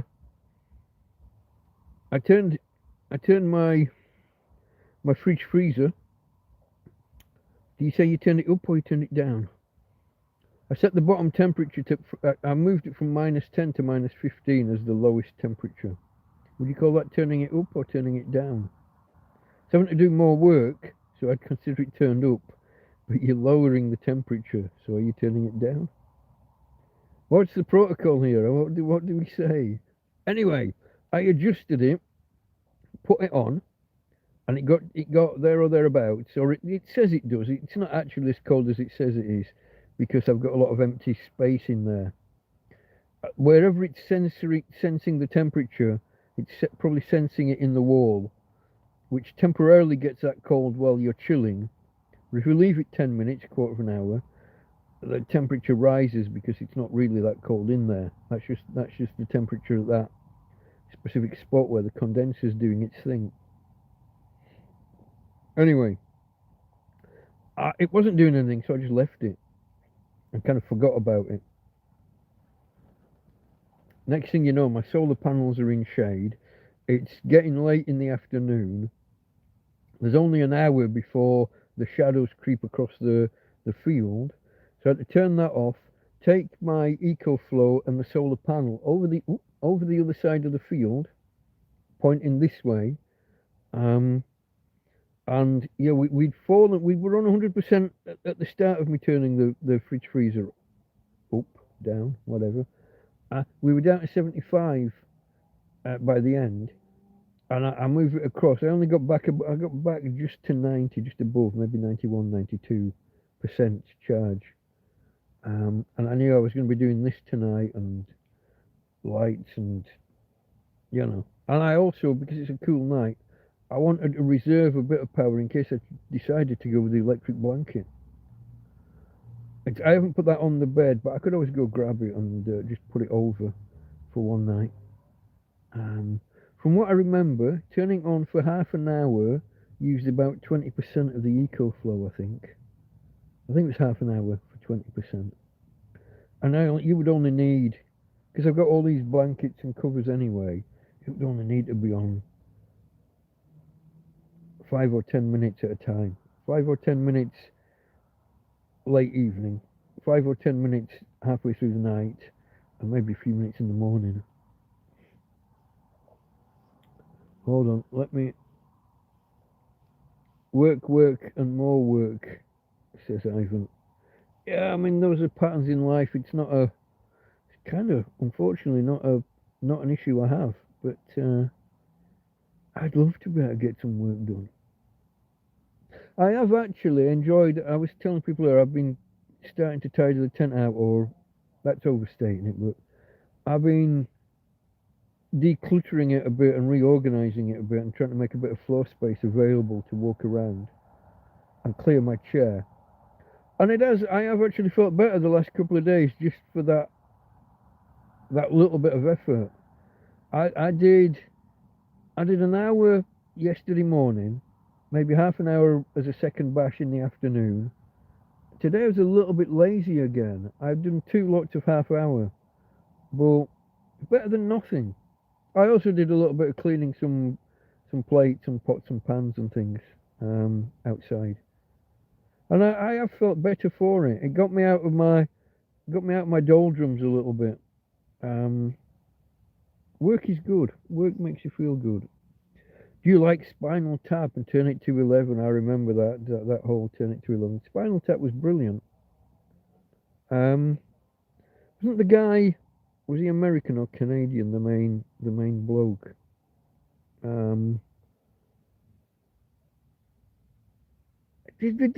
I remember something else. I think it was some of the same people.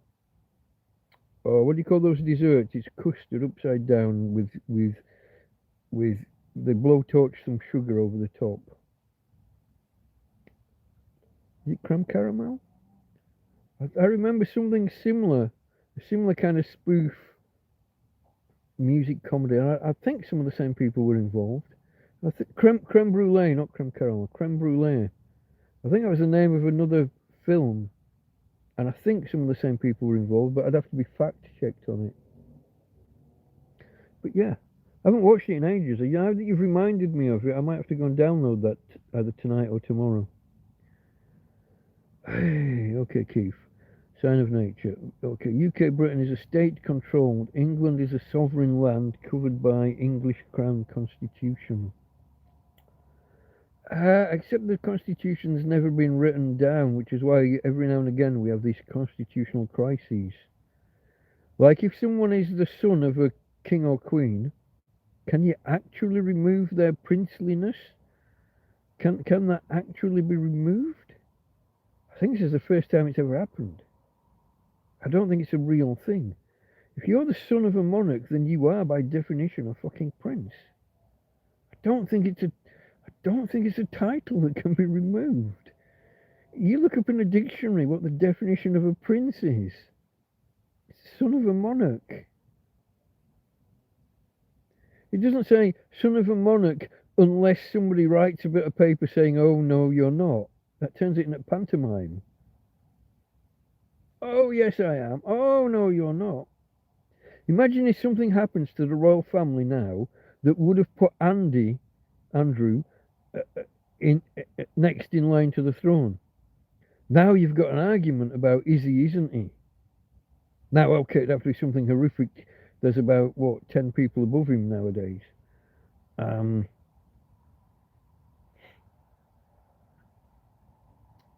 Probably more than 10. What you got? Obviously, you got William, all of William's kids, however many he's got nowadays. Is it 3? Then you've got Harry, and then you've got all of his kids. And then it would be Andrew, would it? No, Anne. Oh, no. Females, males. Anne's older, but I don't know. They did something about changing succession a while ago so that females... Would that put Anne in line? And then all of her kids. And then we get to Andrew. I mean, it'd have to be something, a wipe out of the top 10 or 12 or 15 in line to the throne. But it'd be a huge constitutional crisis. Does he count or does he not? Even if you've removed his title, have you removed his position in the rankings? It's an interesting question. Can you remove someone's princedom, princeliness, whatever? Keep moving, says Ivan. Yeah, doing things. I have made the decision to just... I don't want to, like I said before, I don't want to have to move tent again and move everything out, because it took about 3 days last time. Take the tent down, put a new tent up, 3 days to bring most of it back in and leave half back out in the field again. I don't want to have a big job like that goes on for a fucking week. But if I can just tidy a bit here, tidy a bit there, clear a bit here, throw a bit away there, reorganize and make better use of the drawers and the storage and the boxes that I do have. Such a relief just to be able to walk across the floor. Still have to tippy toe around some things, but I'm not having to aim for that one little empty space to get my foot in, and yeah, keep moving a little bit here, a little bit there, and I'll build it over time. So you bashed the gash in the afternoon. Where are we going there? I've got multiple interpretations of that particular sentence.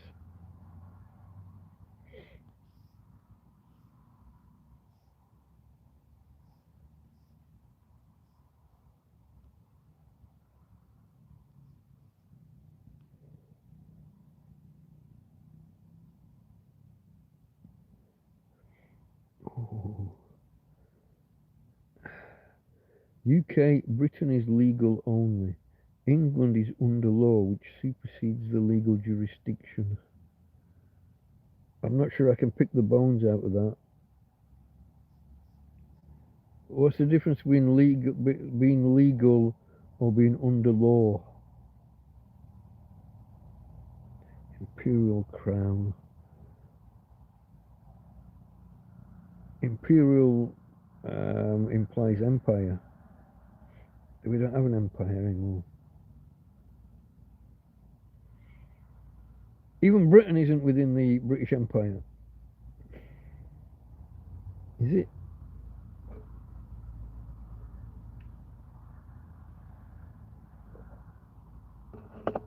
Oh, that beer has stayed.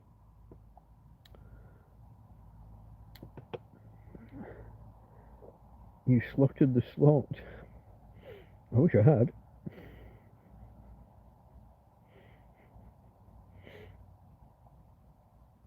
Oh,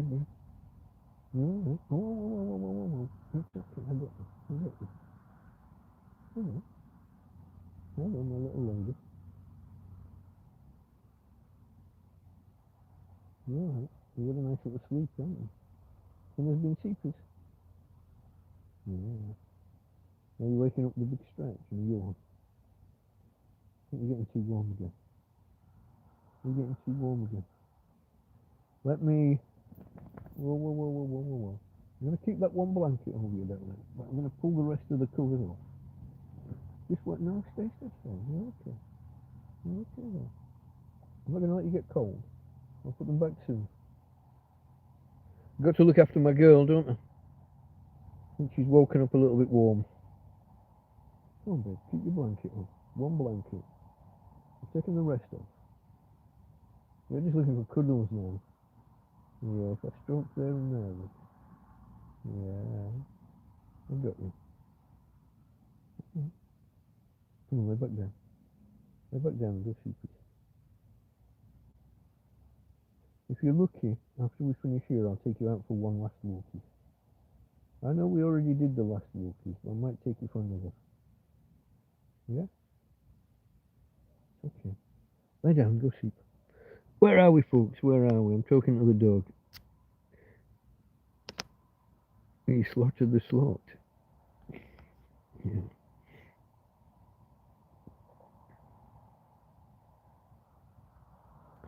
The SAS is going after the UK government. Did you hear? I know that Ant Middleton was looking to do... Is that his name? He didn't exist when I moved out here. I don't really know where he came from. Is he the one that's ex-SAS? I think so. He's trying to stand for politics in some way. I know there's talk about whether or not there could be some kind of coup or... I know the SAS aren't happy with our governments, not just the current one, but recent ones, because of the way that they've been prosecuting them for war crimes.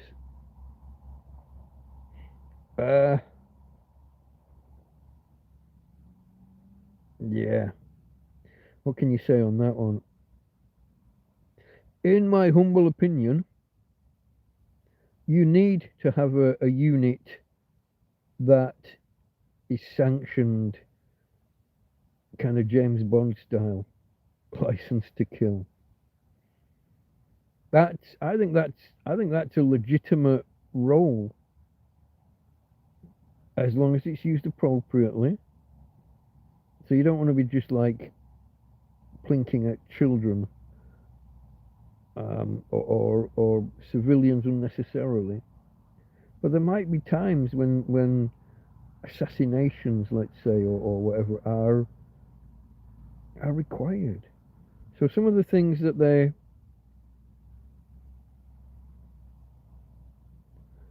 yeah. Now, should you have a unit that's totally impervious to the law and any supervision? I don't think it should be the normal courts. I don't think there are already kind of secret military courts and shit. It's complicated. But the way that the SAS have been treated in the last 10, 15, maybe 20 years, going after them for historic allegations, I don't like that, and neither do they. Whether that means that the SAS leads some sort of coup,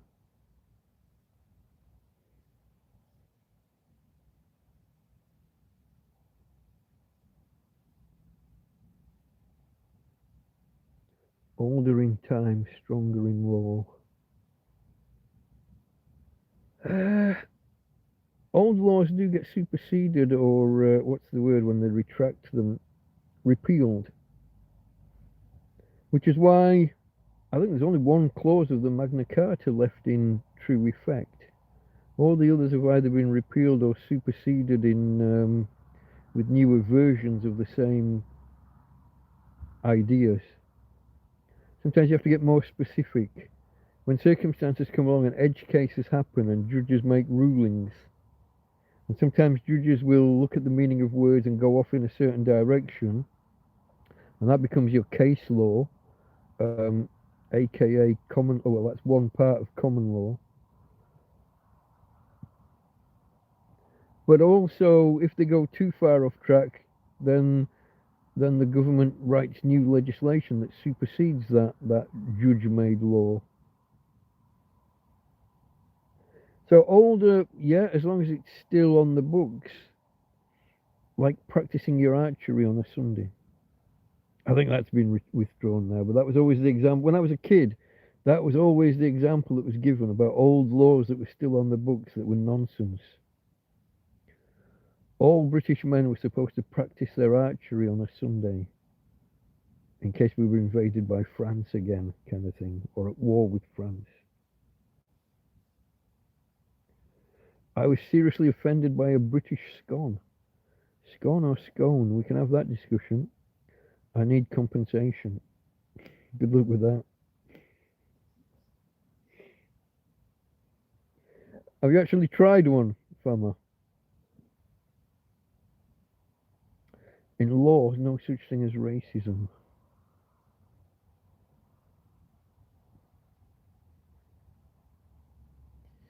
I think the Race Relations Act would beg to differ.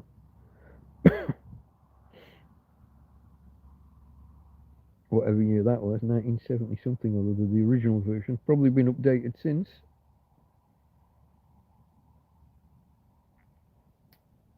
Your definition of law and mine are going to differ, aren't they?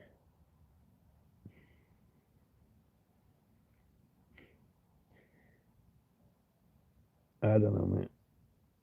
Is this timeline true? Is it still only 149, 150?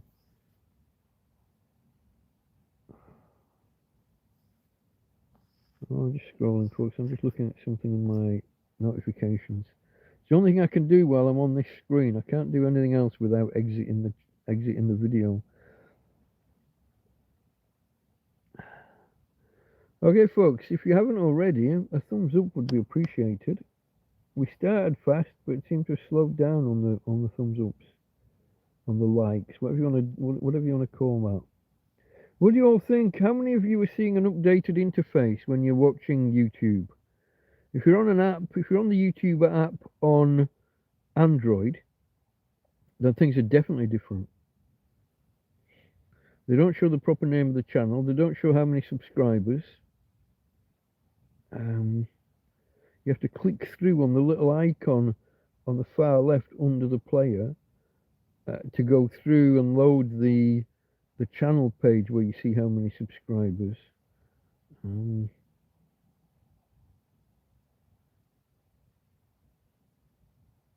Yeah, Tom, yeah, they roll the updates out incrementally.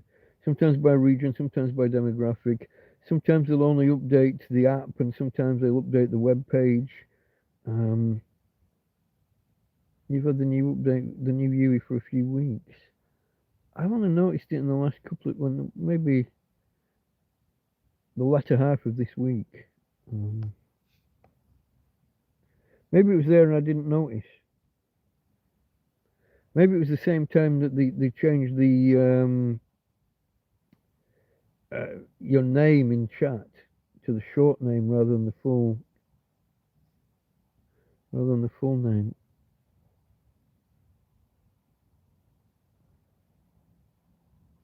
There's Farmer trying to get people to hit the like button. Well, look at that, we went from 9 to 12. That's not bad. Okay, folks. If we could hit 20, that'd be fantastic, but that's not going to happen. Are we going to carry on past the 2-hour mark, or are we done? If we're going to carry on, we'll need topics, and I don't want to dive off too much on politics and conspiracy stuff. Those lose me subscribers, folks, when I rant. Honestly, I'm not far right. I just look like it nowadays to people.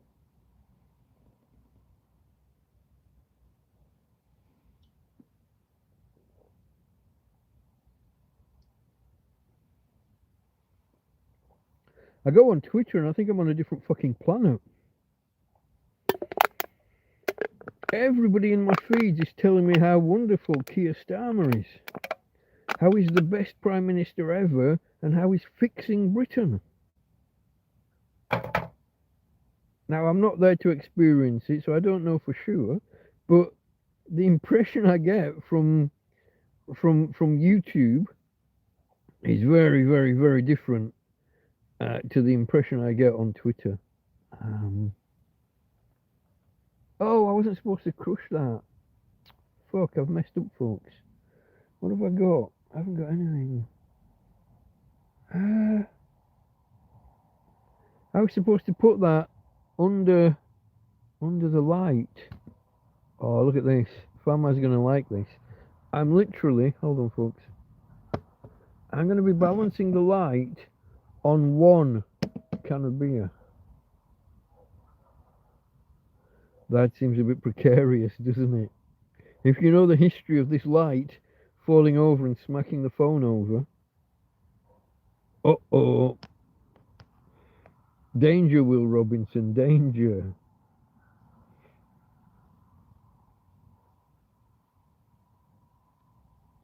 Tom says his front page looks identical. The description box under videos and the comments have changed. Yeah. The order of so the thumbs up and thumbs down are no longer the first thing on the line. You've got the icon, the avatar of the channel that you're watching. Rather, you've got the @ symbol, the @ name. So what you're watching now probably says @ Delta Mike Torrevieja under it. Instead of Delta Mike down and out in Torrevieja, the full channel name, and then the word more next to it used to be to expand for the description, wasn't it? That's all changed. So you got the avatar, you got the @ and the short name, Then you've got the thumbs up and thumbs. No, then you've got subscribe or the bell. If you are subscribed, you get the bell for what level of notification, customized or all, or whatever the other are. Personalized, I think it's the word they use, isn't it? All, personalized, none, maybe. What's next? Then you've got the thumbs up, thumbs downs. I can't remember what's after that, because I'm not looking at that.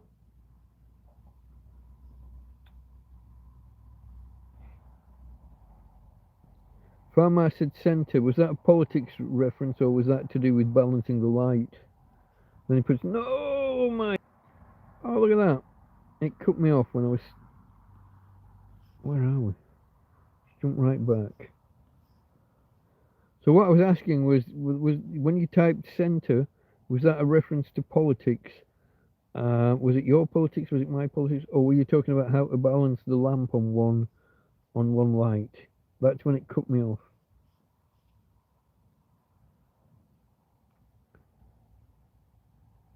The problem with user interface updates is how fast I forget the old look. It seems to be 2 rows condensed into one. More space for banner ads. Oh, there's a theory at the minute that YouTube are struggling with money. They may be getting under pressure from Google / Alphabet to deliver more. There's a guy that I watch, Camelot 331. I haven't watched him for a little while. He became a NASCAR driver, and he always did quite well on super chats and super thanks and all that other payment stuff where people donate. Currently, they're taking about £300 per day off. No, dollars. He's American. $300 a day off him. His earnings per day are minus 300. What's happening, they believe, although YouTube won't answer the questions, somebody's done like a chargeback. Somebody's donated lots, and then they've done a chargeback to get 3 months worth of donations back. They maybe never liked him, or maybe they've fallen out with him or disagree with him, and they've done chargebacks. And YouTube don't just take the money back off you, but there are like fees on top. But they're not explaining themselves. They're just taking money off him, and they won't explain the who, how, what, when, where, why. Now, if it's one person that's charged back lots, you need to be told who it is, so that you can block them, so they don't carry on. Let's say they donate $50 to you, and then they do a chargeback. Well, YouTube's going to take back the 50, or the bank is going to take back the 50 from YouTube, and a charge on top. And then YouTube are going to take that off him. That 50 chargeback could cost him 70. So it's not just that he loses the donation, it's that there are fees on top. Well, if he could just block that person now, and then they can't carry on doing it. But if YouTube don't tell you who it is that's doing it, the account name, they can just carry on doing it. And you make negative money. You're losing each day. So if you look at that, that's one thing. People are also saying they're showing just as many videos. A guy called The Quartering, he said he's showing just as many videos as he was this time last year, maybe more, and he's making a quarter of the money he was. So the ad revenue's right down, even on the same number of views. And loads of people are saying this. It's not just him, but he documented it. On top of that, the amount of adverts while you're watching.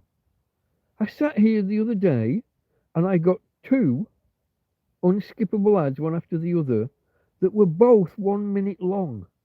I had to fucking just sit here for 2 minutes. And then, immediately, like before we go back to the video, there was a third ad. Now this was a quicker one, like 10 or 20 seconds. Then you could skip. But if you didn't, if you were away from the keyboard, that would have just carried on playing for like 5 fucking minutes, some of them. There's some of these Tai Chi adverts. Like, I'll have a video on and I fall asleep. And, I'm nodding, I'm half listening, half not. And I'll wake up and find that I'm like 2.5 or 3 minutes into a fucking Tai Chi walking advert. But the one where I had 3 ads, this was right at the beginning, this was pre-roll. And I let it go just to see what it was going to do. Normally, anything more than 10 seconds, I close the video down and start it back again to get a shorter ad and keep doing it. But I let these go. 2 1-minute unskippable ads, followed by a 10-second one that I could skip. Well, I could skip after 10. Would have carried on a lot longer if I didn't skip. That's ridiculous. And the frequency of the ads, and the fact that there are now ads during live streams. You can miss 30 seconds of a live stream while they put an ad on in the middle. And when it comes back, it doesn't carry on where it left off. You've missed 30 seconds of the live stream. It's annoying as fuck. Put all that together though, and you're looking at a company that is grabbing for money. They're pushing these the adless version, the paid version, whatever they call it. They have 2 versions, don't they? Like Pro and Pro Lite or something, whatever it's called, whatever the YouTube no ad version is called.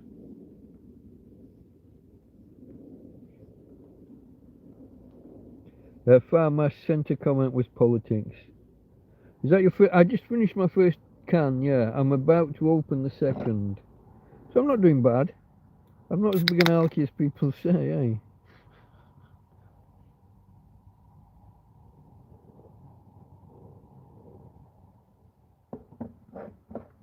I do like a drop though.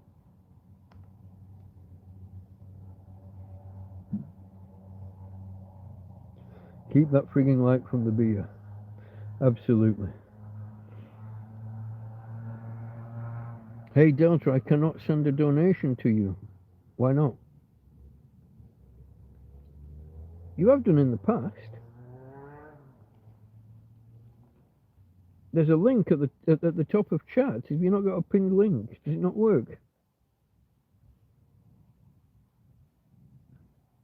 No matter how right you are, you're left of my screen.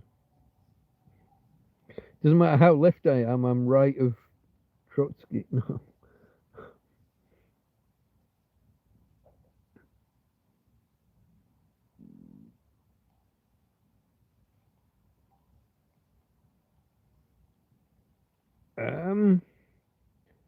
Hold on. Tom's seeing one vid recommended from 2 separate channels he's subscribed to. They can do that if there's a thing. Yeah, if you if 2 people are in a joint video together, like UK Prepper Network. No, he's not. That's a thing that they call it. UK Urban Prepper. He does a couple of live streams with a few other guys, and they'll each be broadcasting the same video. So and you can get an ad or a listing for both channels, or 3 or 4 channels actually.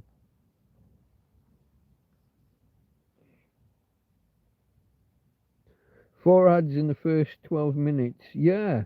Well, you get the pre-rolls, and then I watch Asmongold, and the number of ads in that is just infuriating.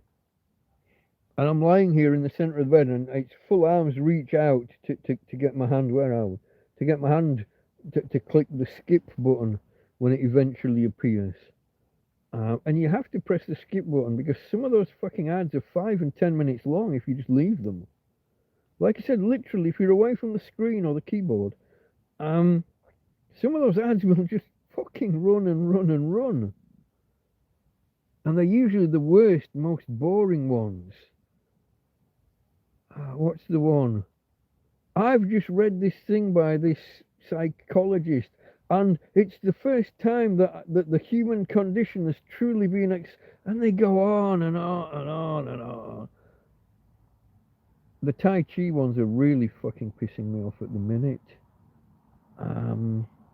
Just the frequency of them. The limited number of ads that I'm being served, but the repetition. I had one, I had one the other day, two ads, one after the other, the same fucking ad in the same video. So the ads pop up and it says one of two of two. It's the same fucking ad repeated. How desperate are they, and how limited a set of ads have they got? Now, either the algorithm for showing ads has got fucked up, but my belief is they just don't have many advertisers, which is why you're seeing the same ads time and time and time again. And there's no way now. It used to be you could click a little button that said why am I being shown this or something, and as well as report and others, you could just say not interested and stop that one company or organize. It's not there anymore. You can report supposedly deceptive ads, but it always comes back, no, we've reviewed it and it's fine. You know, you get these mini heater things, or they had mini aircon in summer and now it's a mini heater. This small box, they don't want you to know about it. Some little girl in China was studying engineering and oh, she's amazing. And you can heat a mansion for just twopence halfpenny a week from this little box. It's deceptive. It's a lie. It's wrong. Or cool a house, or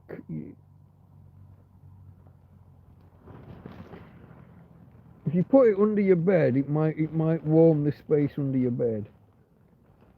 But it's not going to heat a whole house. It's not going to heat it's not going to take a room from -2 to 20 degrees in 30 seconds and cost nothing. I mean that.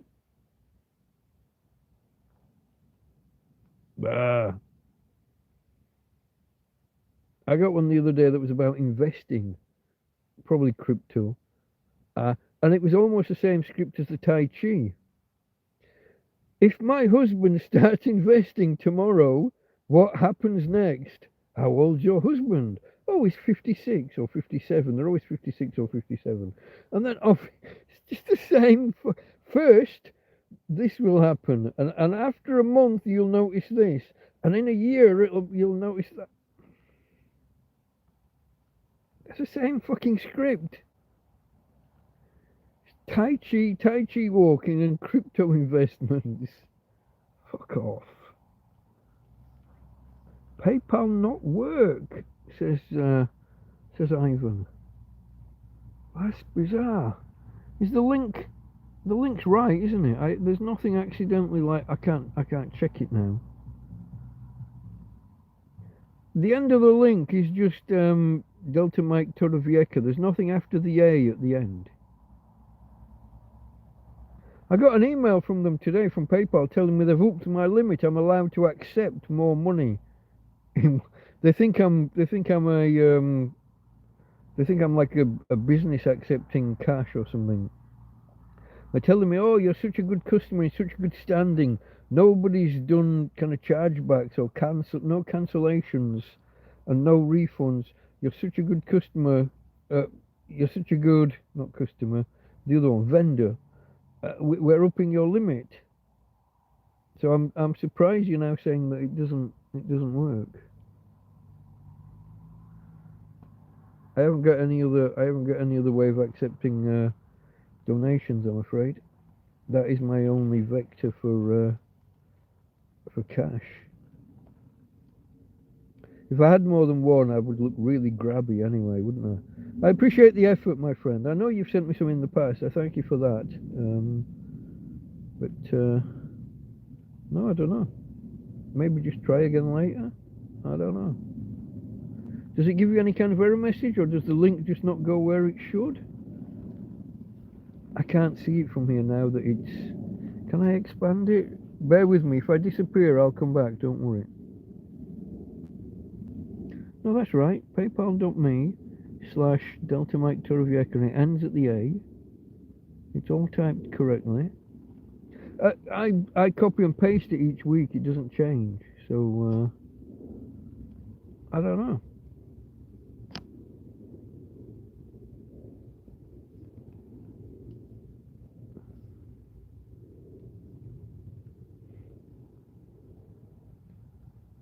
Sign of nature, at least no power cuts. They'll be coming along soon. Yeah, I've got like a month's water outside. I've got a solar panel. I'm in a country where the sun shines most days. Most of the time, most days. Occasionally, very occasionally, we'll get 2.5 days with no sun, or very limited. But to get by, I only really need like an hour or two of bright. It doesn't even have to be sunshine, but of brightness. My EcoFlow will pick up some power. I got a couple of power banks, although I did misplace them when I needed them. Last week, I think it was. I accidentally left the fridge box, the fridge freezer going overnight, and it wiped out the EcoFlow. And I was desperately looking for my power banks and couldn't find them. One's a good one, one's a lightweight, doesn't hold much at all, and even when it does get charged, it doesn't store it long. But I couldn't find either when I needed them. This is why I need to get more organised, folks. I've eventually found them both. One of them was in like my prepper drawer. One of them was here in my utility drawer where I've got all the scissors and the duct tape and batteries and all the other gear. But I'd put it in there and didn't know it was in there. I only found it when I went looking for my missing debit card the other day. So I've got to get more organised with some of these things. The problem is you take something out once and you just put it down somewhere and it's gone. Stuff just disappears. These are just the facts of life. Look at that, I've gone way beyond the 2 hours I said I was going to do. Let's see what you're all saying and we'll decide how much longer we can maybe go on. Yeah, you should all be prepared. There's a thing in the UK at the minute where what's called the base load, which is provided mainly by nuclear power stations, a lot of the power stations are going offline potentially. Cracks in the concrete. And if these cracks get big enough, they have to shut this power station down. And the base load is that, like, you want that to be 50 or 60% of your full. That's the stuff that they can ramp up and down deliberately. You can make a power station put more out and less by chucking extra coal on the fire, or burn extra gas, or remove the control rods a little bit and extra power gets made. That's kind of under their control. Whereas the renewables, the solar and wind and what have you, you're at the mercy of the elements. You don't get to control that. So if enough of the base load disappears, goes offline, you're at the mercy of the elements. Which is why even the government have been warning. The government, it's not typically the Prime Minister standing there saying it because it makes him look bad, but some of their government bodies are warning people, and they keep briefing the media. You keep getting these stories in the newspapers all at once saying, oh, everyone's being advised, have, what do they do, 48 hours of water and food in the house. I mean, I don't understand who hasn't got 48 hours of food in the house anyway. But when the government start maybe not making official announcements, but briefing the press about these possibilities, and they go for 48 or 72 hours typically in these stories. Really, folks, you want a week's worth of water in your house as a minimum. So you want 4 litres per person per day as a minimum. Quickly adds up.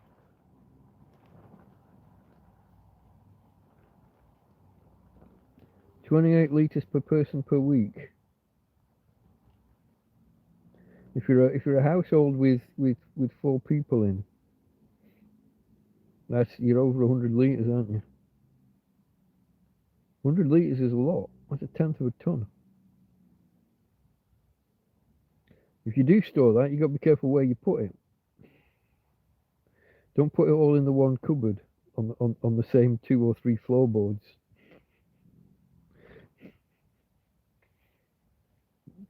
Wouldn't take too long for that to start bending your floor. Careful now. But yeah, the same with food. I don't understand who doesn't have 2 or 3 days worth of food in the house. If you've got a bag of rice and 3 or 4 tins of tomatoes, you're there.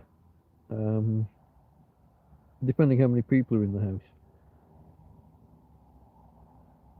My advice: 1 month's worth of food as a minimum, 3 as a preferred, and if you want to go up from there, go for it.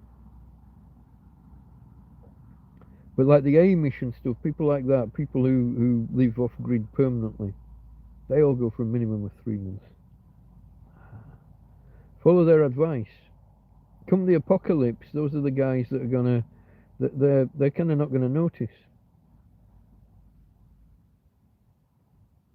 Grow your own food, folks. Grow your own food as much as you can.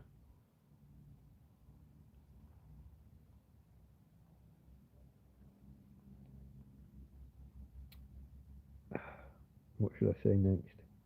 I've been watching a lot. I mentioned a few weeks ago, I read a book called 1 Second, is it called 1 Second After? 1 Second Later, which is a power grid goes off for a year kind of thing. More, but the story as we see it is over 1 year. And in a lot of places, less than 10% of the population survive in the book. And so you start thinking, well, what could you do? What would you do different? And I told the story about how they were burying all the bodies in the ground, even though there's a pig farm up the road. And my idea is, with the permission of the person who's dying or a next of kin, you feed the dead bodies to the pig farm, to the pigs. And then for the last month before you harvest the pigs, or before you harvest a pig, you don't feed it dead bodies, you feed it normal. You let it graze and do its normal thing, acorns or whatever. So that there's no... So it's kind of cannibalism by the back door. You're not eating people directly, but you eat the animal that ate the pig. But not something that ate a pig, that ate a human. Eat the pig that ate the people. But not the pig that ate a person yesterday or last week. You want a month of clean eating for the pigs that you harvest. But that would get you a long way towards things. But then I started watching other things, these homesteaders, and they're raising rabbits for meat, raising meat rabbits, and quail, which are small birds. Their eggs are about a third the size of a hen's egg, but they make no noise. There's no loud rooster going cock-a-doodle-doo in the fucking morning. A lot of places you're not allowed to raise chickens because of the fucking rooster issue. But quail you can raise in your cellar or a back bedroom, and they multiply like rabbits, faster than rabbits, in fact. And come the apocalypse,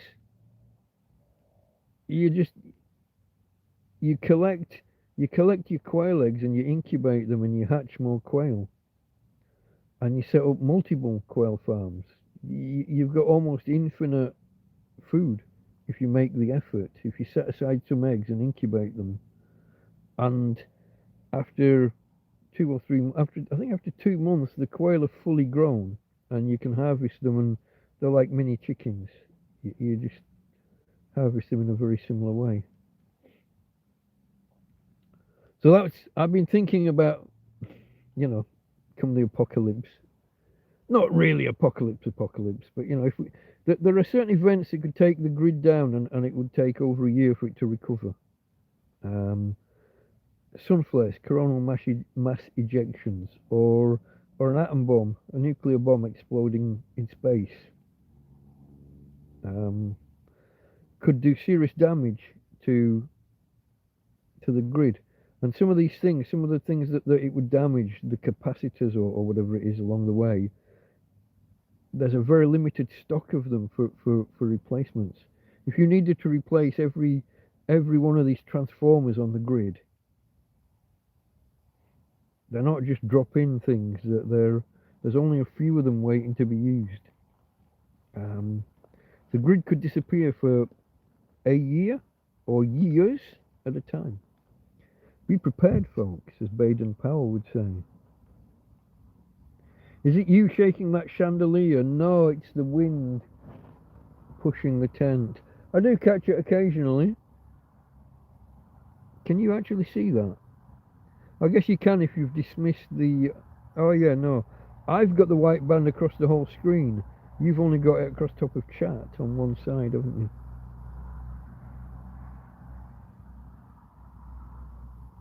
PayPal may be down. There's been a bit of that recently, hasn't there? Anytime either Microsoft Azure or Cloudflare took down half the internet the other day. Cloudflare, Microsoft Azure, Amazon Web Services, AWS, whatever their services are called. If any of those big providers go down, big chunks of the internet disappear.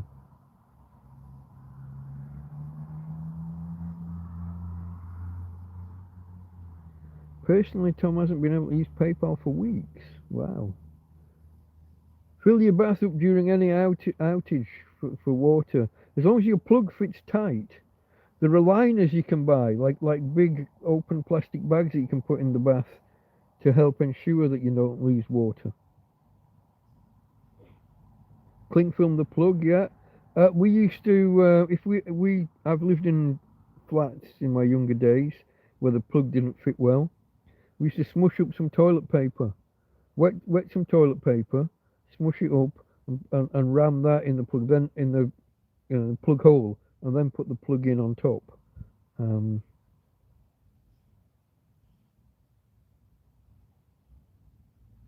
Links, Graham Moore and Robin Hood. Oh, these are your I'm with you. These are your info sources for your free man of the land kind of stuff. Sovereign citizen, whatever term we're using.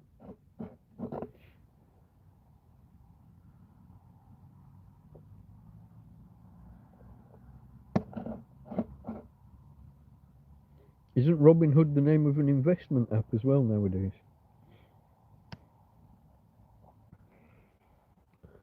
Linked, Baron Ward affidavit. Okay. The last live stream I did, I didn't even wait for chat to be processed. I listened to it that night, and because it was under 4 hours, they only did 2 hours. I had to wait like about 20 hours for chat to be fully processed and available. I didn't wait that long. I listened to it that night, I think. It's not a bank, but yeah, it's an investment, a share dealing, share trading, I think it is. Yeah. Yeah.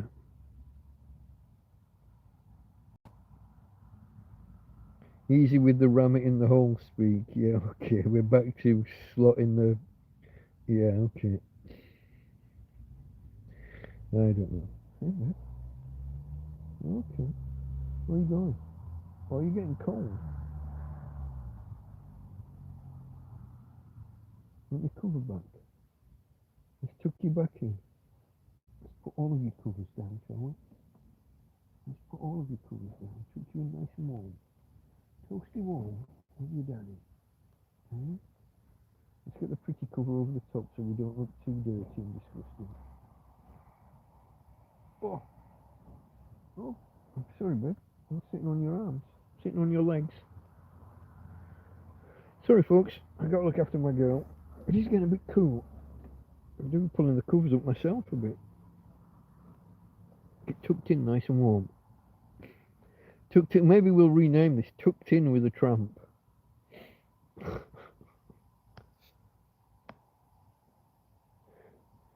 Richard Vogues and Mel. I shall check out some of these. You know that we do disagree on a lot of this though, but I'm willing to read up and investigate and then do a name search on like Richard Vogue's critique or something like that, or criticism, and get an alternate. Watch their views and then research some critiques of them. See if I can get a balanced take on it. Because a lot of the stuff of which you speak, I'm not fully informed. I just don't see successes in a lot of these claims. Oh, I protest and don't want to be under Admiralty law. I haven't seen anybody get away with that yet. Some of them are interesting legal arguments, at least. Okay, folks, are we ending it on 2.5? I'm not sure. We're on. Mine says 2:26. Let me have a look at the time. That'll tell me better. Yeah, 2 hours 26. Is it? Yeah, I started at 10, didn't I? I got confused there. The numbers weren't the numbers weren't numbering. The math wasn't mathing, as somebody who doesn't understand that mathematics is a plural might say.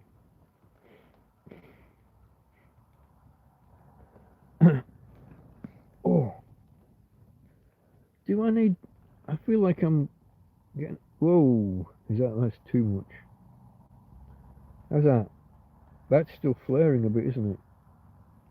That's difficult for me to see the screen because there's such a glare. Oh, but that's maybe not enough. I feel like Holly on Red Dwarf. All you can see is the head and nothing else. Then again, I'm surrounded by a black background, so. So I say 14 people here at the minute. Folks, if you haven't already, I appreciate the increase in viewership. If we can get to 20 thumbs up, we might get even more viewers if we carry on going. Oscar's got to go. Okay, mate. Catch you later. Maybe see you Sunday night.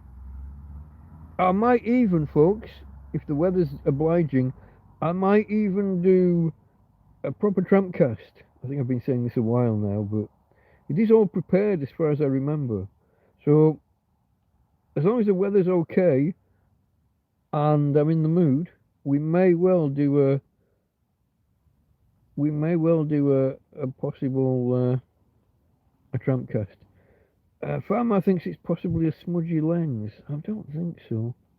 Well then, where is the lens? The lens is there. What would I do to fix it? I've got a microfiber cloth here somewhere. Just, if you think it might be, I'll give it a go. I've got to be careful where I click. But see you Sunday, Oscar, if you are around, mate. I'll do a nighttime one as well. I'll do a hangout as well, probably. Just bear with me, folks. I don't know exactly where it is. Somewhere there. Stay safe. I shall endeavour so to do. I don't know, mate. They still seem quite glary to me, and it's a little bit awkward to read the. I'll adapt. Fibre cloth. It's a microfiber, so yeah. Like for glasses, I use it. You know, whenever you get a new set of glasses, you get one of these. Well, I didn't, but I managed to keep hold of one that someone gave me, so it's always available. Only use it about once every couple of days. I'll often sit here staring through smudges and fucking mist on the glasses and squinting away. I've been watching a lot of Deep Space Nine at the minute. He says dribbling for some reason. I'm watching Deep Space Nine from start to finish, Star Trek Deep Space Nine, and I'll often be laying here at night, and the glasses start fogging up, and I'll just turn my head or move my eye and look at a different angle through the smears or past the smears. I'm a lazy bugger sometimes. Good series though.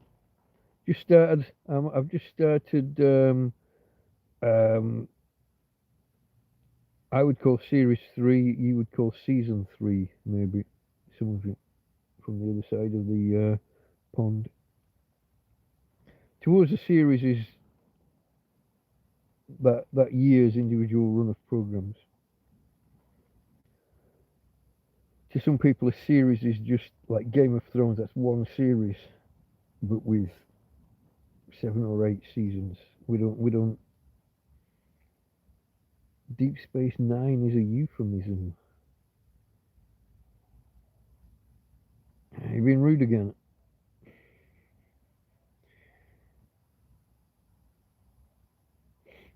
If it's a euphemism, it's one I'm not aware of. What's going on with the eco flow? Down to 73%. That's not bad. I don't think I'll be needing to run the fridge freezer in the night, eh?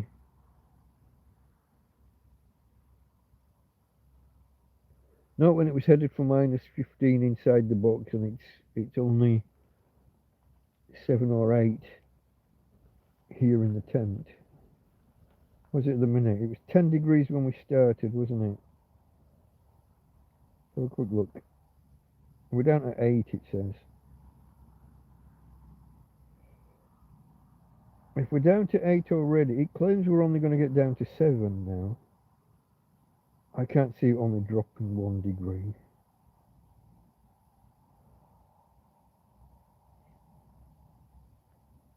No, that seems unlikely. Let me just check another. What does Google say? Torrevieja weather. Fuck off. It says 11 degrees at the minute. Hold on. Why am I asking the internet when there's a thermometer lying around here somewhere? After I eventually found it the last time it disappeared. Where is it? Lost it again, folks. Lost it. Has it? Here we go. Stuff has a habit. There's a deep depression in the middle of the bed where I lay, and everything, it's like gravity. Everything moves into the. If that was just in the bed, that's going to look at that. That's just 25 degrees. That's because it was in the bed. Let's put that. I'll put that over there for 5 minutes, and we'll wait for it to adjust. There's no way it's 25 degrees inside the tent. If it was, I wouldn't be wearing the snood. My ears are getting cold. If I wasn't talking with you guys, I would have this pulled up and around the ears by now, I think. Unfurl it a little bit. It's folded double. It won't really stay up there without covering more of the mouth and chin. That looks terrible. Feels warm. Warmer on the ears, but not perfect. But yeah, they are cold. 8 Celsius, yeah. Let's have a think. 8 Celsius, double it to 16, knock off 2, 14, add 32, 46. 46 isn't that bad. Oh, you're Canadian. You're happy with Celsius. Tina's got all the. Yeah, we've got. What have we got? I've got 2 quilts, 2 duvets, and 2 blankets. And I've got a dog to cuddle, and she's actually lying next to me tonight, so that's nice. Normally she's down by my feet facing the other way, but hey babe, talking to the people. Yeah, hello. It's nice to have you this way. It's nice. Nice cuddles with daddy. It's like having a little kid in bed next to you. It's nice. I've got more blankets. I've got an electric blanket if we need it. But I'm toasty in the bed. The thermometer just said 25 degrees. inside. That was, it had just edged under the bed. Now it's quickly falling down to, okay, we're down to 20 from 25. That's going to carry on falling. It's going to take a little bit. It's going to end up somewhere hovering around 10 or under 10.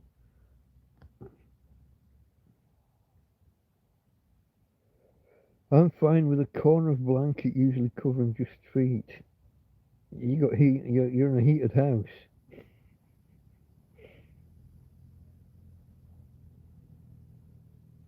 And it's not night time there yet. What are you? 6 hours, 7 hours, 8 hours behind, depending on where the fuck you are. It's, what is it now? It's coming up for 1 o'clock, is it? 12:36. So happy Saturday, everybody. I live in the future. Let me know if you need any lottery numbers.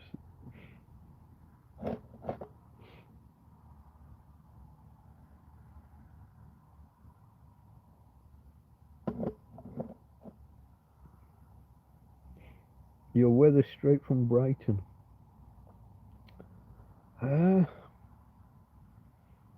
I was talking with Karen, I think it was last night, and my temperature here and her temperature there was very similar. It was only a couple of degrees warmer here than there, which is unusual. There's normally a 10-degree difference at all times, like a minimum of 10 degrees. We're 10 degrees higher, typically, with very few exceptions. And it's really unusual for it to be this cold this early into autumn/winter. Technically not winter for another month. In fact, that would have been a month. Was that yesterday? Yeah. Friday. Half an hour ago. It's 1 month until winter starts. So yeah. Normally it doesn't get this cold until late January. And we'll have a few days around 4 degrees, 3 or 4 degrees, mid-February sometime, typical. But this year it's come early. The cold snap. I thought the warm weather was never going to end. It went on forever. But we've gone straight from a really warm spell. More days above 20 where the nights stay above 20 degrees, what they call tropical nights, isn't it? We had more of those this summer than in any summer ever. I think that's right, in Torrevieja, and we've gone almost straight from that to flipping and being like a real cold snap. Other years, I've sat out, I've mentioned this before, I've gone to Tweety's a day or two before Christmas and sat there, and there's a temperature gauge outside the pharmacy, outside the chemist, and it's been 30 degrees. In the middle of December, the back end of December. So you get some real swings. Now that would have been unseasonably warm, and it wouldn't have been for long, and at that time of year the days are relatively short. The warmth only goes from like 11 until maybe 3 or 4 in the afternoon. It'd be light a little bit longer than that, but not too much more.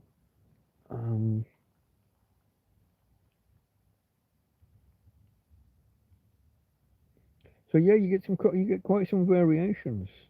Quite some variations in where are we? Why is it rocking again? Why is it rocking? I think it's my fault. Unseasonably chilly in Narbonne. I'm not aware of a Narbonne, but okay. You said you were in France, yeah? Feels like home 2 months back. Yeah, you Norwegians have it tough with the weather. I don't know how you cope. Oh, look at that. How did I miss that before? Okay.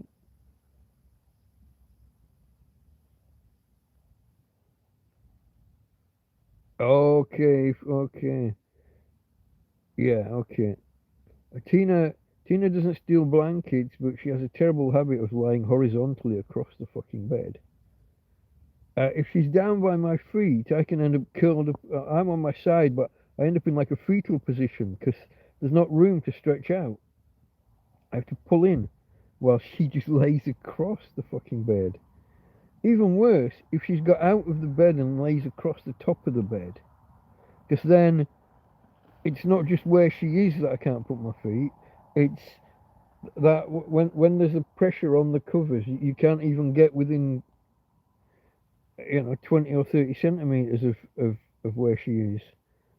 In the end, I end up physically having to fucking move her. Oh, she's pawing away at me in her sleep. She's running in her sleep. I'm going to be black and blue by morning. Oh, poor thing.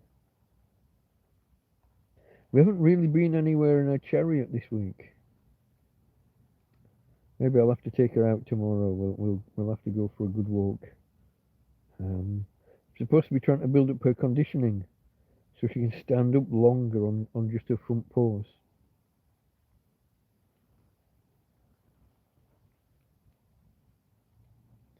Yeah, we'll have to do something. Get out and about, do something. Maybe go sit on the cliff tops and maybe make a quick video, maybe even a quick live stream. See who's around. Don't know. I'm a little bit wary of going away because we've had those. I haven't had those kids around lately, but we did have the trouble with kids, and then that yob. I thought I saw him today. Somebody walked down the road just as I was coming out of the tent with Tina, and looked like the guy that I'd had the fight with, but with longer hair.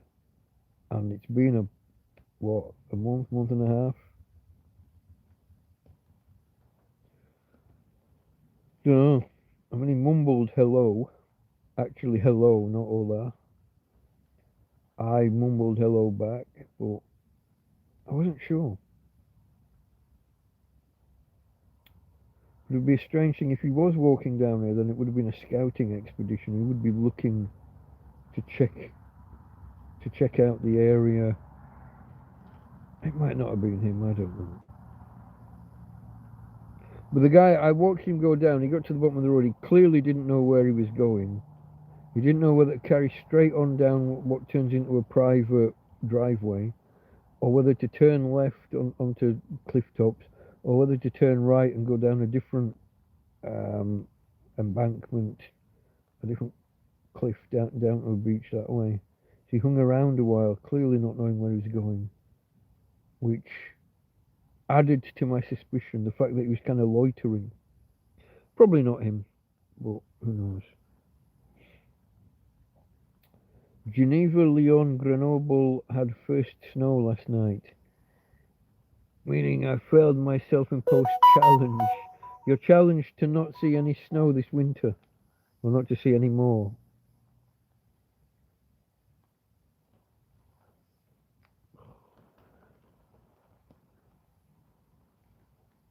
Let's have a look. It's 4 degrees here. Hoping for milder across the border. Where are you headed, Tom? Have you set a destination? Where?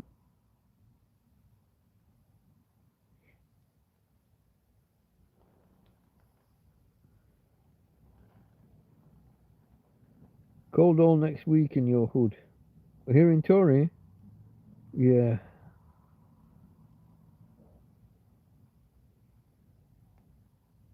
Don't let him change your routine. It's not that I've got a routine.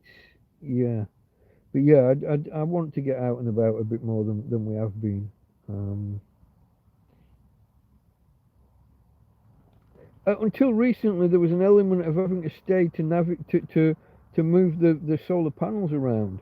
I'd have it facing kind of southeast, then I'd rotate it around to the south, and then when it got high enough, I'd lay it flat on top of the old cool box, the bad cool box. Now this time of year I found I can just face it in one direction, more or less directly south, and because the sun rises further around, it's not as far around like beyond east. It's coming up already kind of southeast. Moves around, and even in the afternoon, I get the sun longer by leaving it semi-upright than I do laying it flat. Laying it flat, it ends up in the shadow of the tent sooner. So leaving it down, just facing south, I actually get more power out of it. So I could just set it and forget it, set it and go out, and come back 2, 3, 4, 5 hours later.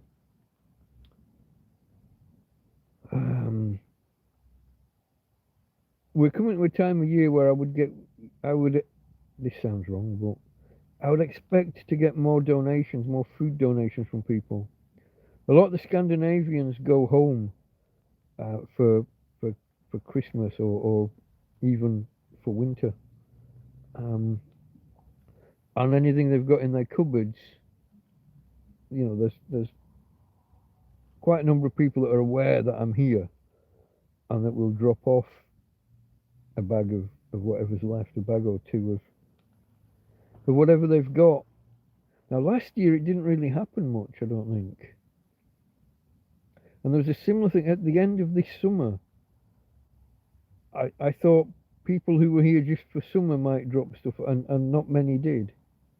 A few, but not many. So I don't like to count my chickens, and I don't want to be presumptuous, and I don't want to be saying, I don't be thinking, I've got to be here because all these lovely donations are going to come my way. But I always do appreciate the food donations. Sooner or later, though, I'm going to have to go shopping for the first time. Got to get over that hurdle. I've been saying this for a couple of weeks now, but I was literally looking for the card to go and do that kind of thing, but then I couldn't find it for most of the week. Only yesterday morning, yesterday being Thursday, if this was still Friday, it's not now by half an hour, but you know what I mean. It's still Thursday until I go to sleep, really, isn't it? In my head. So it's only a day or so ago that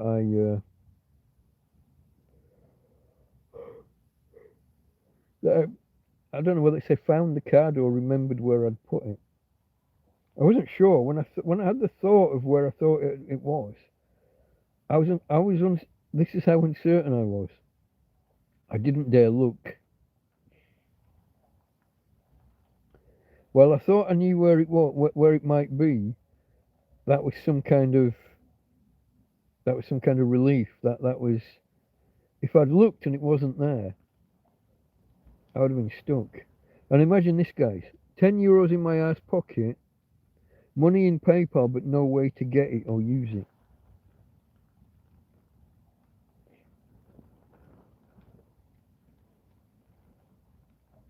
€10 to see me what through Christmas. Now, fortunately, I've got the card back, so the money that is in PayPal is now available to me again. I can have that transferred to the card and go spend it. As you know, though, I've just spent a lot on the fridge box, the fridge freezer thing. There's not. I can literally say there's not hundreds in PayPal. There's about 100 maybe. So with my normal spending pattern, let's say 20 a week, plus my phone, 15 from my phone once a month.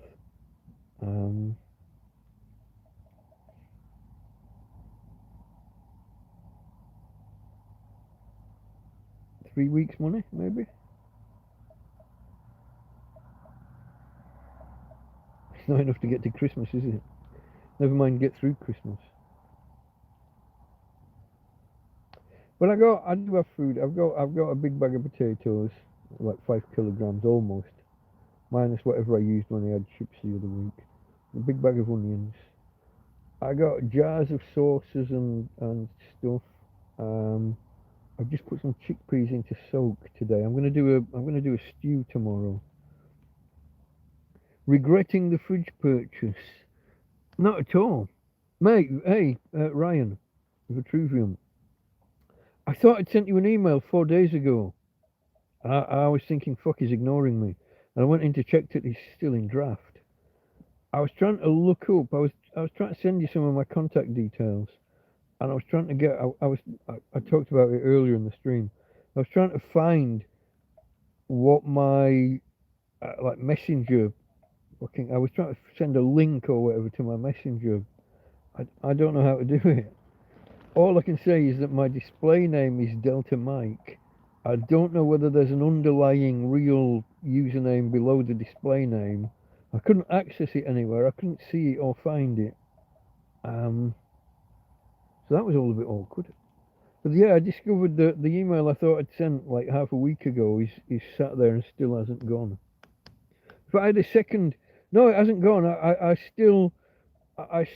went off today, this afternoon. I went off and had another go at trying to find how to send someone a fucking link to my messenger account. I can't fucking do it. So I've had two.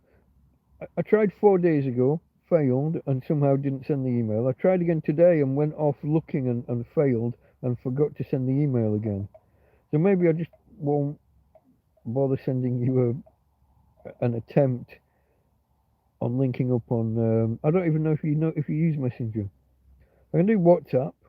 I've got that lined up and linked up. I don't know if you do either of those.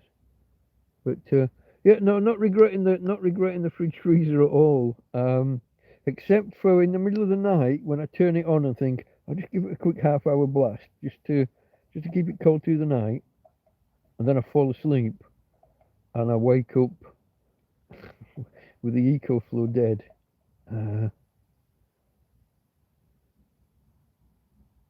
Yeah, that's not right. Now I do normally set like a lower limit of 30%. If it hits 30%, it's supposed to turn off. But I've had a couple of times I'm supposed to be able to turn it back on and get access like on USB and stuff, and then maybe get in with Bluetooth and change the lower limit from 30 down to 20 to free up 10% for use again. I've had a few occasions where it's gone off on 30 and just stayed off. Won't fucking come back on for love nor money until the sun hits the solar panel the next day. And even then I have to do a reset. So I've moved that limit down to 5. What must have happened is I've left the fridge freezer going, it hits 5, and then just a normal USB can carry on. Oh, say hello to your mum. Is the spare room still free? It's cluttered, but yeah, it's available. Yeah, stuff would have to be moved around.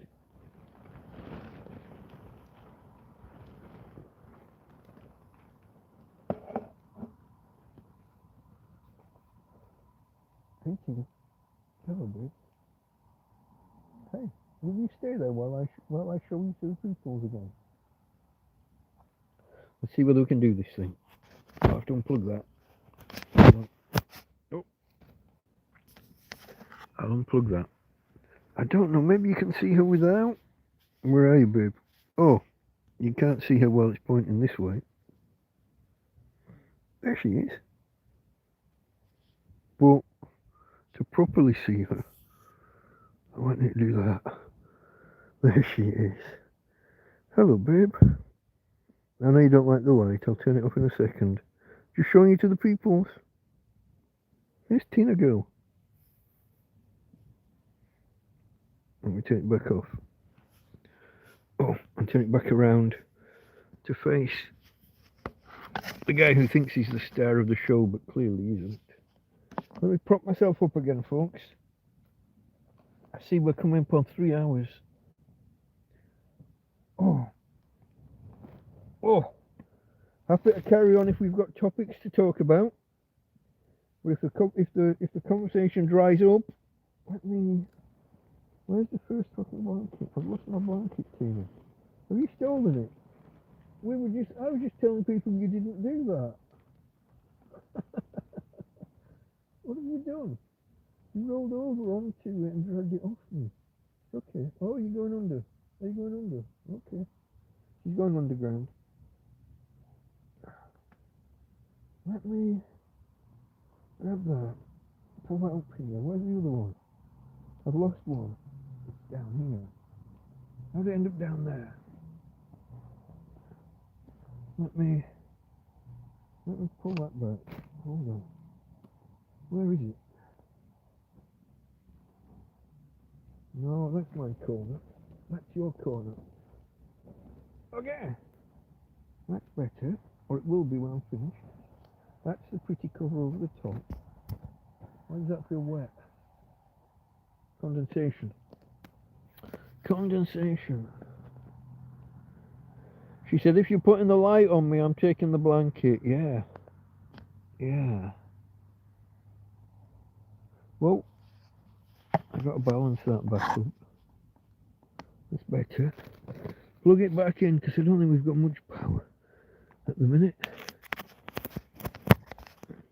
Let me know if plugging the power in affects the... Oh, we're on 78. Okay, no, it's almost fully charged. It's set to turn off at 80. A battery saver kind of thing. Let's put all that. I'm going to put this green blanket on mainly to cover... There's a row of shite here. Knife, fork, spoon. Corkscrew for some reason. From about 3 months ago, probably.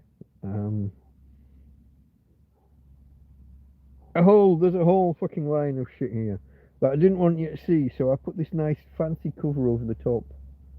The ears covered again. What do I look like? With a big white bushy beard sticking out while I'm trying to cover the ears. It's a little bit chilly.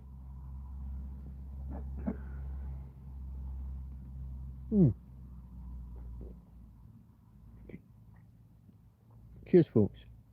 Welcome upon. We'll do a top of the hour cheers.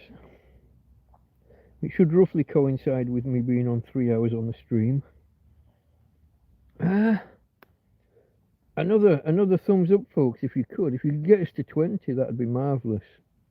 From what little I understand about YouTuberiness, 20 is one of those initial thresholds that gets you a little bit of extra clout, a bit of extra push with notifications going out to a few more people. Don't know if you've noticed, but the channel isn't really growing. So more notifications going out would always be a good thing. If we could get more of the people who are actually subscribed already to actually drop by and come on in. If I haven't put them off with my rants. I don't really like the look of that, but... And the back of my neck is exposed. The back of my neck, it's kind of a toss-up between a cold back of neck or cold ears. At the minute, the ears are cold, so...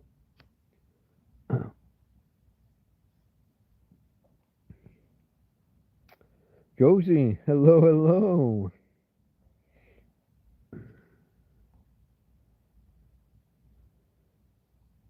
Brown and furry with green interior, black spots. Brown and furry. Have I missed something?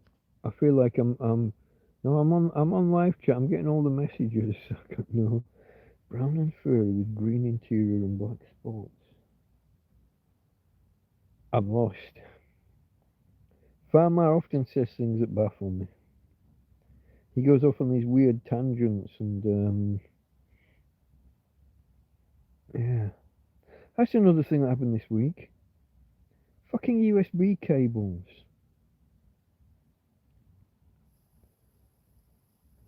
I got one. So I plugged it up, you know my batteries. The AA and AAA that plugged out, the USB-C socket goes straight in, USB-C wire goes straight in. So I charged one battery this morning on the end of one of these cables. When it was ready, I took it off and I put another one on. Nothing. Stone cold dead. Took the same battery, put on another cable, fine. So a cable that just charged one battery, fine, now doesn't charge. I did all the usual. I wiggled this end in the socket, and I wiggled the wire at this end, I wiggled the wire at the other, nothing. Later on, I plug another battery in, it's just fine. I just fucking USB cables. What are you meant to fucking do with them? It's like I need a whole new set every 3 months. And by a whole new set, I mean like 3 cables. USB A to C, typically. Those are the ones that have been falling apart on me. My USB C to C cables tend to come with a device and they tend to be higher quality. But the shit that you just buy in a shop. So I'm trying to charge this set of lights here, if you can still see them. I can't on my screen, but they take 3 AA's. And I like to charge them, I like to top them up every day. They will go for 2 nights, maybe 3, depending on how long a night is, or how much use, how long I have them on. I tend to just leave them on in the background as a night light. Like I say, I get 2 nights, but I would prefer to top them up every day, so that if we get a day without any power, without any solar, I don't have to bother charging. It will get me through that extra day, because it'll do 2 days. But if you get to the end of a day and you haven't topped it up by the end of the second day, if then you haven't had enough solar, you're going to struggle for power. So I like to top them up most days. And it used to be 3 batteries, 3 cables, get it all sorted within an hour and a half, 2 hours, however long it takes. Now I'm juggling. I'm going to do 2 at a time. And then I've got to do the 3rd one after. So now charging batteries takes 3 or 4 hours instead of 1 or 2. And today I discovered 3 AAA batteries that I thought were lost. I know where 3 are. They're in the old head torch. I had no idea where the others were. But because I've been sorting and moving and juggling things around, I found 3 others. And there's another one in a box. So I've got 7 of my original 8. Still one missing. I've got no idea what's gone on there. But one of them just wouldn't charge on this other cable. Fucking USB cables. I don't know. Is it cold? A little bit. No, it's not too bad. Normally I would be laid down, I'd have the covers pulled up around me, and I'd have this thing normal. I've been wearing it about 2 nights, the snood. I'd have this scarf thing just around my neck. But because I'm set up to talk to you guys, my ears did just get a little bit cold, so I've only just put it there. My ears are a little bit warmer now. But yeah. It's, what did we say it was, guys? Was it 8 or 9 degrees?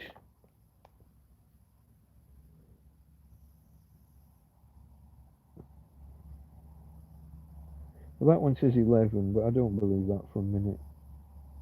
This one says 8. Yeah, 8 degrees according to oh, I was waiting. I actually didn't believe either. I was waiting for this to change. This is just below 10, somewhere around 9.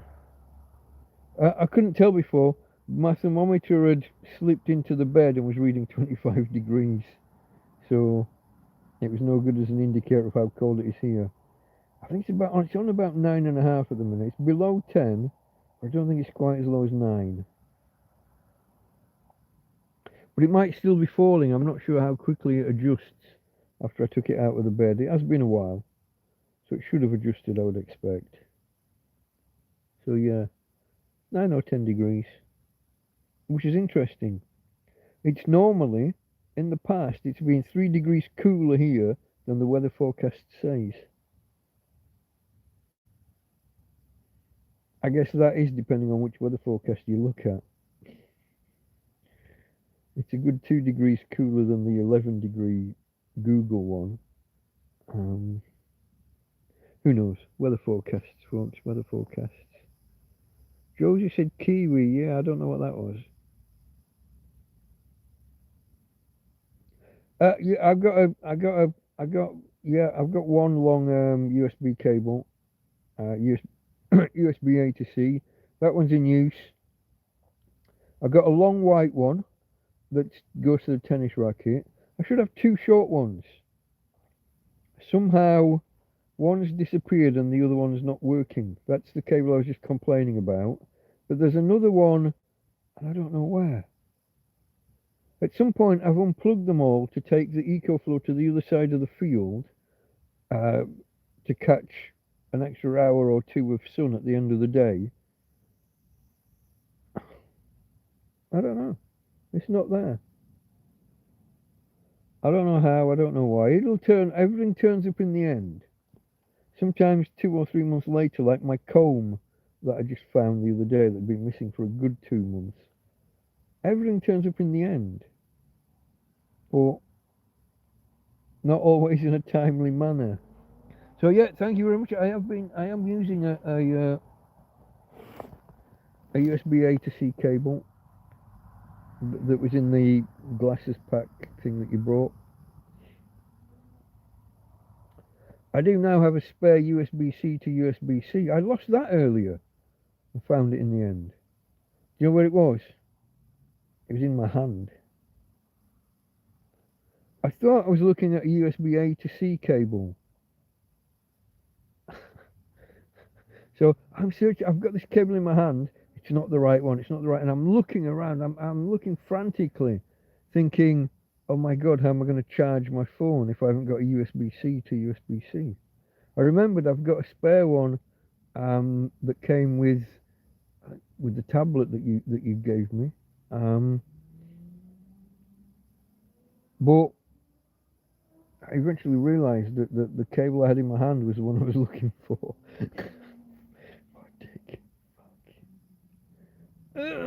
As we used to say. You can't say that anymore.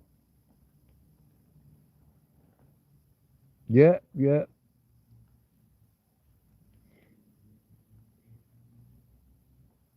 I have working laptops. 3 double A's. Double A. Yeah, 3 double A's. AA. Cold wet nose means you're healthy. Tell it to Tina. She's never had a wet nose, actually.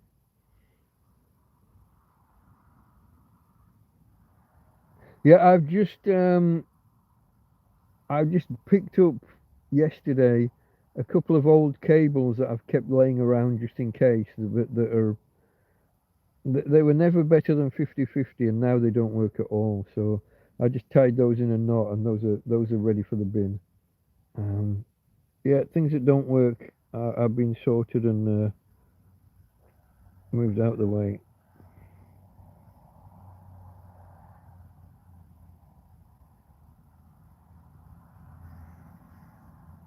Mr. S, hello.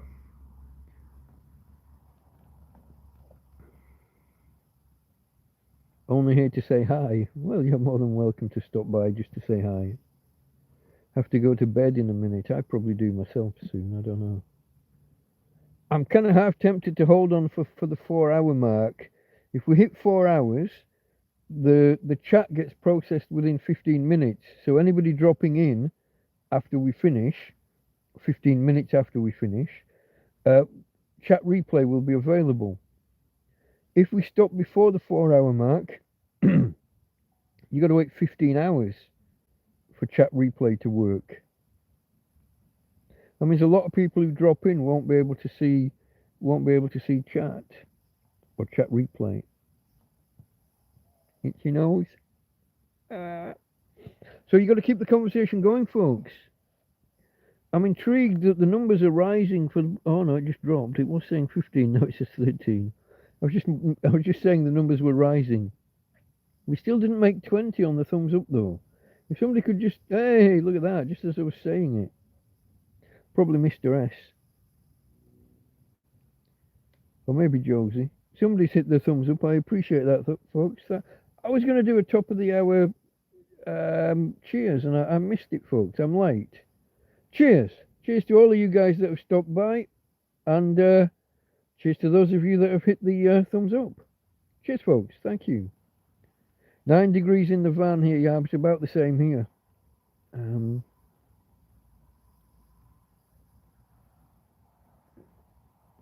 9 degrees and falling, I think. The thermometer did read 25, but that was because it was in my bed. Oh no, now it's risen. It's on 10. It's risen. Rose. 21. You're seeing 21. I'm only seeing 20 still. Okay, that's good though. I can't remember what the record was. It was something like 46.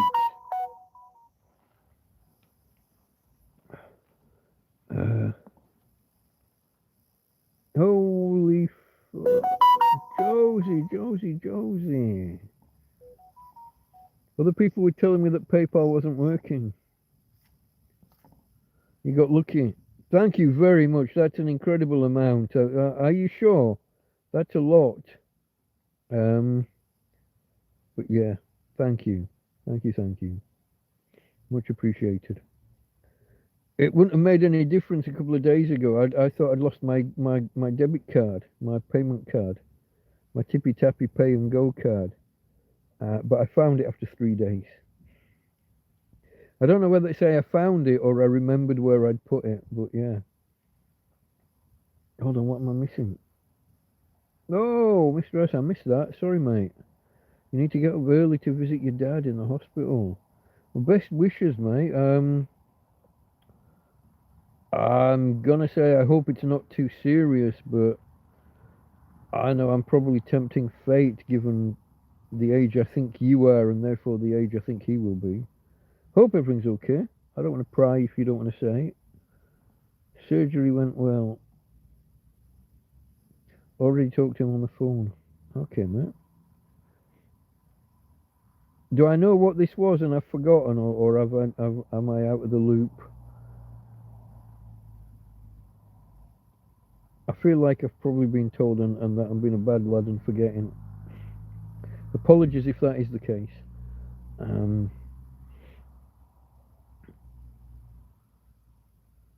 But it sounds positive if he's. No, you haven't mentioned it. Okay, mate. Yeah, if you don't want to mention it in public, don't worry.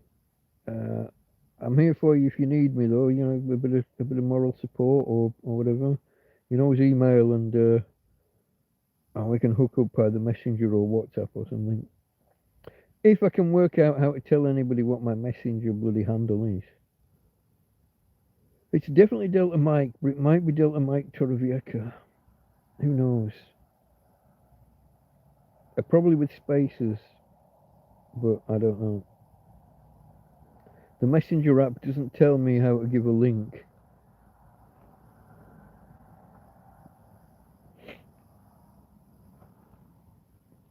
But yeah, it sounds positive if surgery's gone well and you've spoken to him.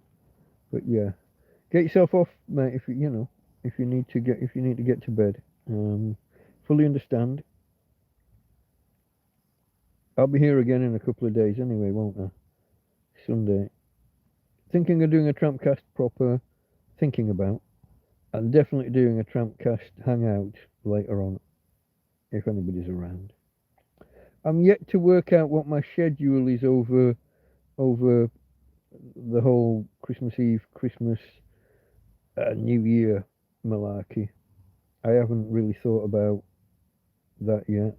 I am trying to plan what I'm going to cook and when and how, with a limited number of pans and a single gas ring.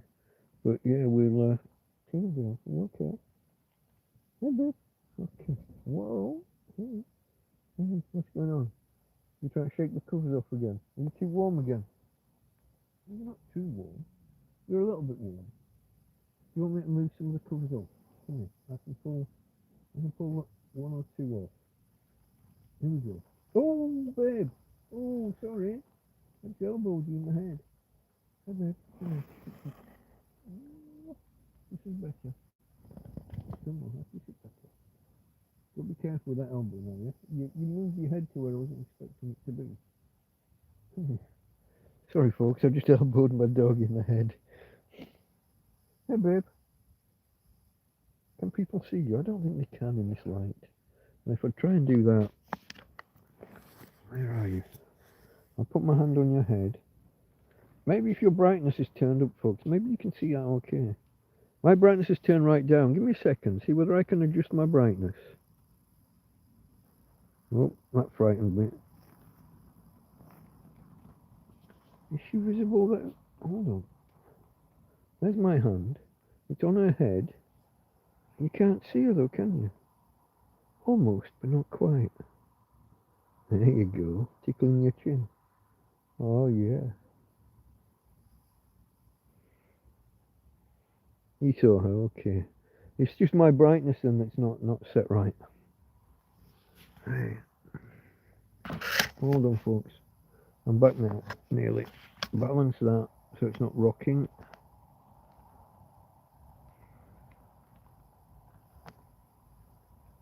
Both, Ryan. Do you have dinner on Christmas Eve or day? I like to cook multiple on the Christmas Eve. Have a smaller one there and then on the Christmas Eve, European style, and have a larger portion on the afternoon of the 25th, Christmas Day. But I'm a bit limited.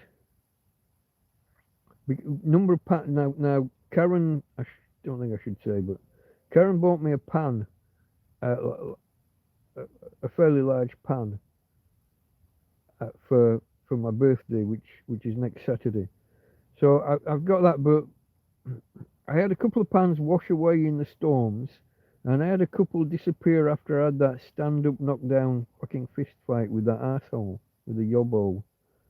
So my number of pans was severely reduced, and the ones I have got didn't have lids. Karen got me one with a lid. I've got frying pans mainly now.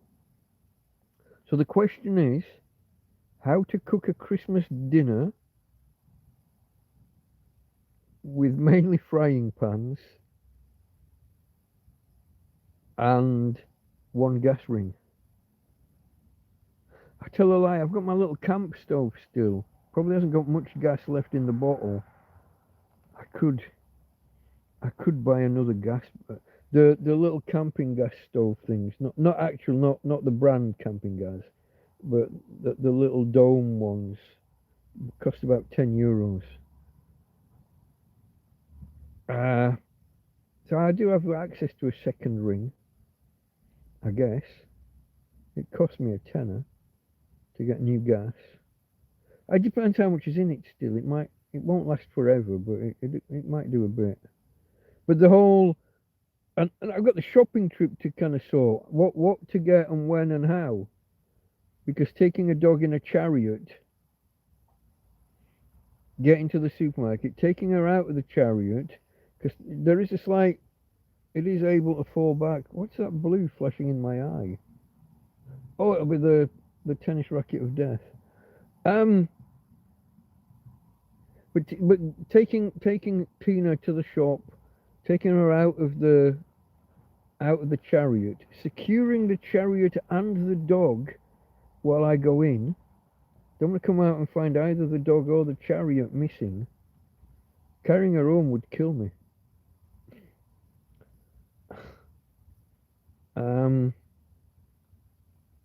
Finding her not there would kill me even more.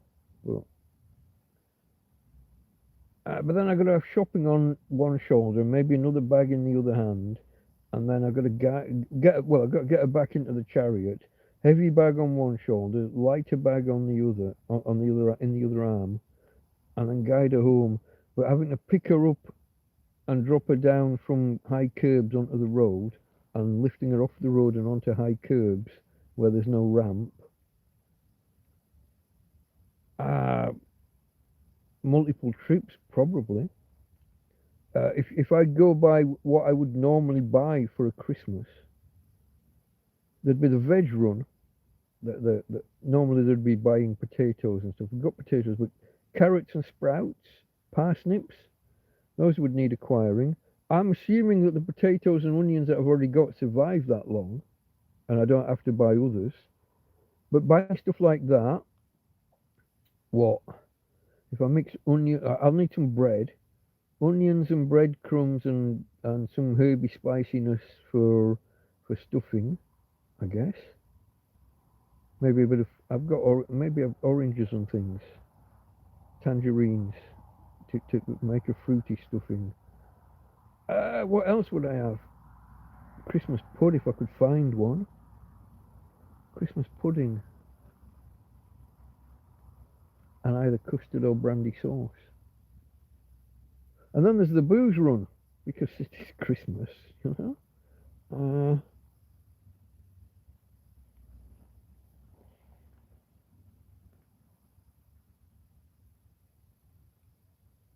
And it has to be enough, like I said, for at least two good portions. Oh, eggs, milk. I've got a little bit of flour, but probably more flour. I like a bit of Yorkshire pudding. I like to make a big Yorkshire and put my Christmas dinner in the middle of it. It's a little bit oikish, but and roast potatoes.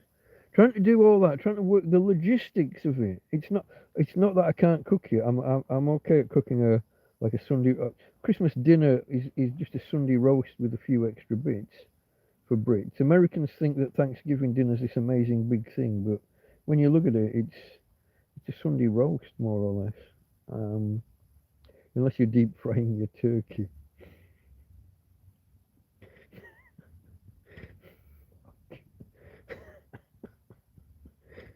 You watch them do it in a big barrel, like an oil drum. But yeah, the logistics of how to cook it is how to shop for it, given the new circumstance with the dog wheelchair. I still haven't been shopping yet to learn how much can I realistically handle. It's going to be deeply reduced from what I would normally stick on my shoulders and carry in my hands.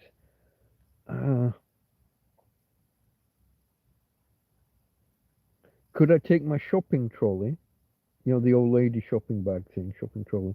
Could I pull one of those in one hand and have Tina in the other? That'd be a struggle. 2 sets of wheels, 2 trolleys, two difficulties whenever you're mounting or dismounting a curb. I don't know. I've got two of those old lady shopping trolleys. Trolley. I don't know, the logistics, folks. It's all about the logistics. Why are we rocking? That's better. Must have had a bit of shit under the stand.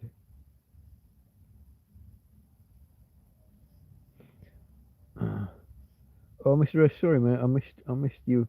I missed you going. Tina says woof if you watch it back on a replay.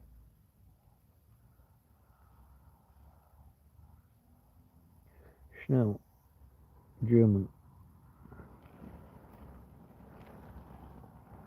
Will your card lock if you don't use it? I don't believe so, no. But I've found it, so it's all good. It's all good.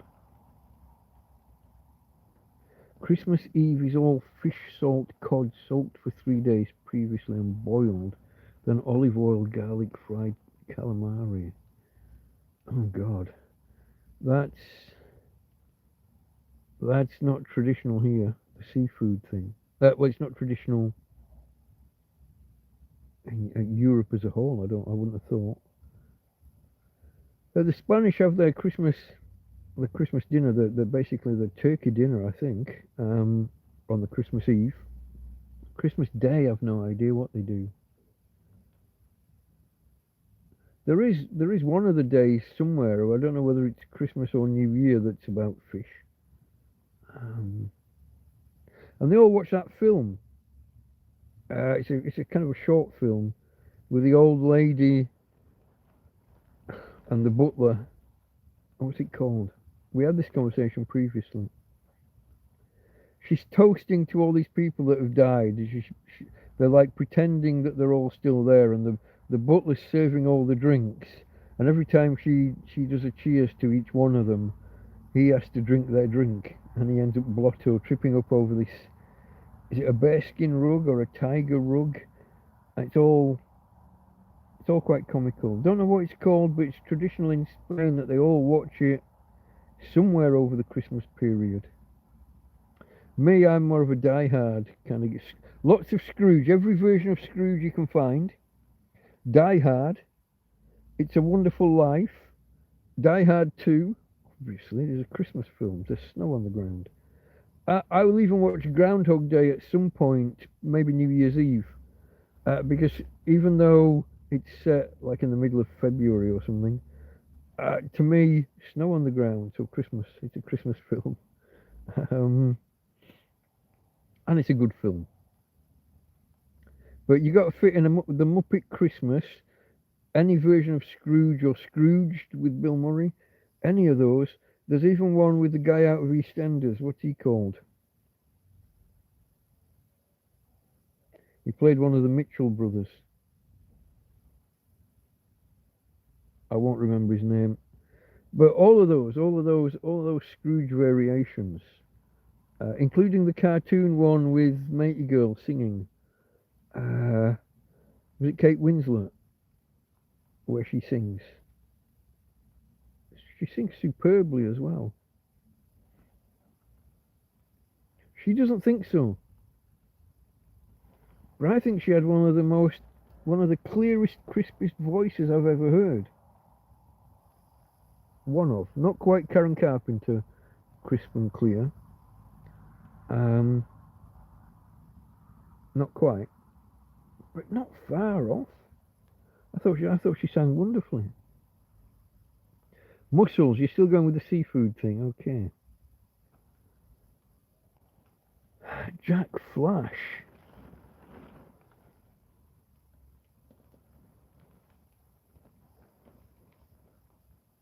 You see, with YouTube changing the way names are displayed, do I know Jack Flash? Do I know you? I don't recognise the Jack Flash Y2Z, but that's because YouTube have changed things. I will get you a Christmas pudding from Iceland in San Javier. San Javier's not next door, is it? I'm trying to picture where it is. Christmas pudding would be lovely. Put Tina in a wheelchair. Well, she has her own doggy wheelchair. I don't have an actual wheelchair to put her in. I could put a cardboard box on the bottom of there's a supermarket trolley lying in the field, up at the top of the field. I would take that out of there and I could put a cardboard box flattened in the bottom, and she could sit in the trolley. What would they think if I took one supermarket trolley to a different supermarket and I've got a dog sat in it? That might be a bit awkward.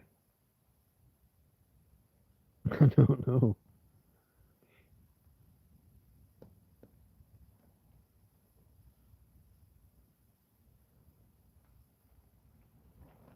Just checked, don't see your email.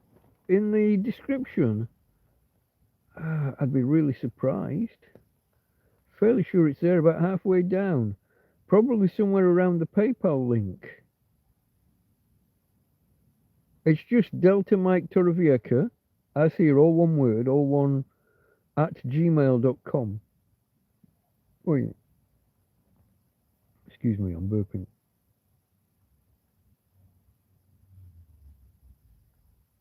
Oh, you don't see the email that I've sent, not my email address. No, I haven't sent it yet. I was still looking for how to send my link to Messenger. I'll send it in the morning. Sorry, I thought you meant you didn't see the email address. Farmer, it's windy, windy, windy here.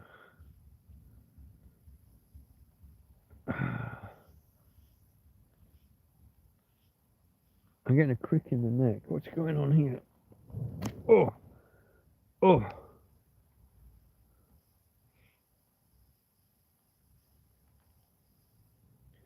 San Javier, Murcia. Yeah, but I mean, that's an hour away.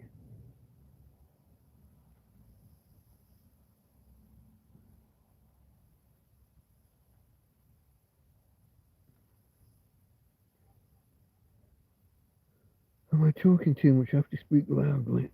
I don't know why no one hears on chat. Oh, the uppercase stuff, the caps lock.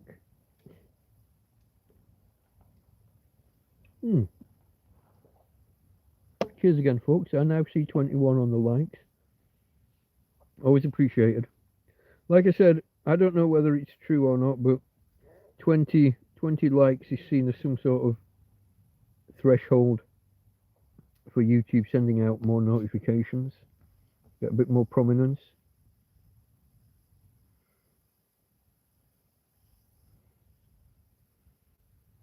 Ryan says, I'll give you my number. Okay, mate.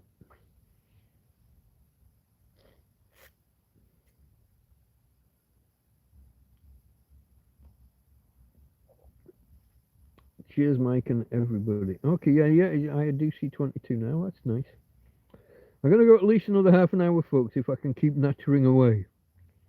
Only, like I said, only because I believe that if you hit 4 hours, the chat replay gets processed quicker, and all the other things, the different resolutions of the videos get made available that more quickly. YouTube has to do quite a bit of post-processing on these files. More chat. I have an optimistic like counter. I get a delay sometimes. I mean, there are times when I've been 5 or 6 behind, and it's not like I can refresh the screen or anything because I'm the one doing the broadcast. I guess I could step out and step back in, but that disrupts things. Like my timer counter can go bad if that happens. Sometimes I've ended streams thinking that I'm on like 4 hours, and it'll clock up as 3:58 because we've had a couple of disconnects or something. Pharmacy 23. Okay. Josie likes 222 Special the Terrace. Oh, especially the Terrace. 222 the bar down the road. About a kilometre that way. Beginning of Los Locos. That's a nice area.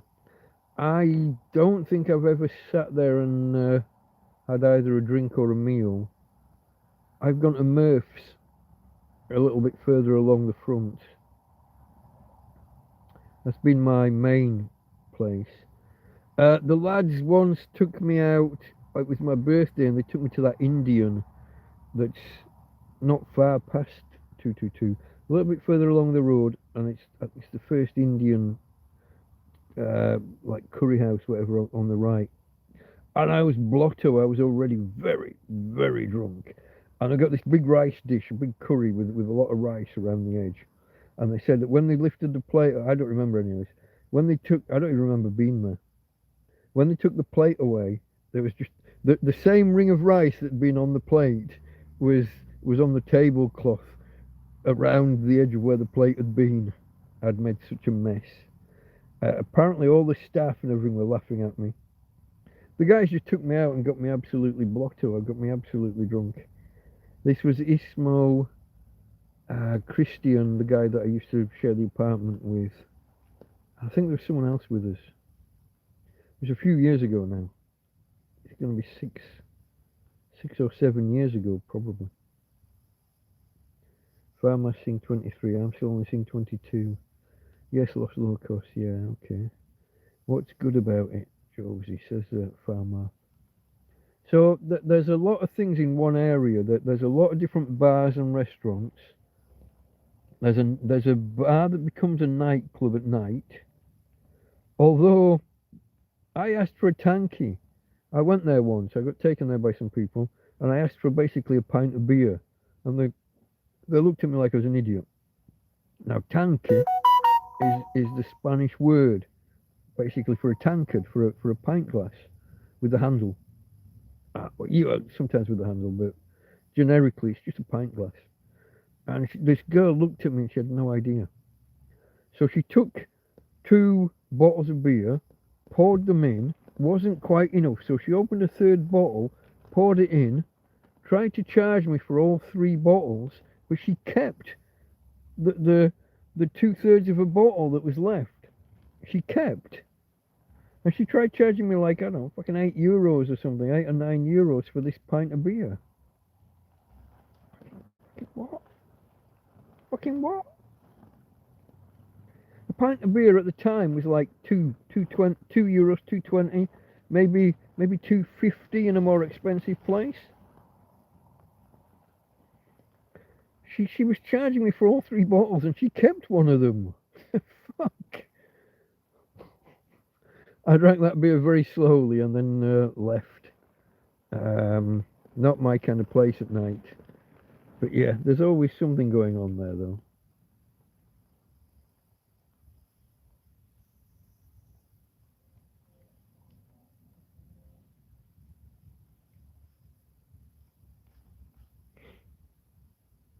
Yeah. 10 or 12 euro for a pint. Jesus. How do you afford that? I don't know how. I guess it's probably 3.50 here nowadays in a bar. This is why, for the same 3.50, I can buy a 12-pack. Not at the Chino Bazaar, I can't, but in a supermarket I could.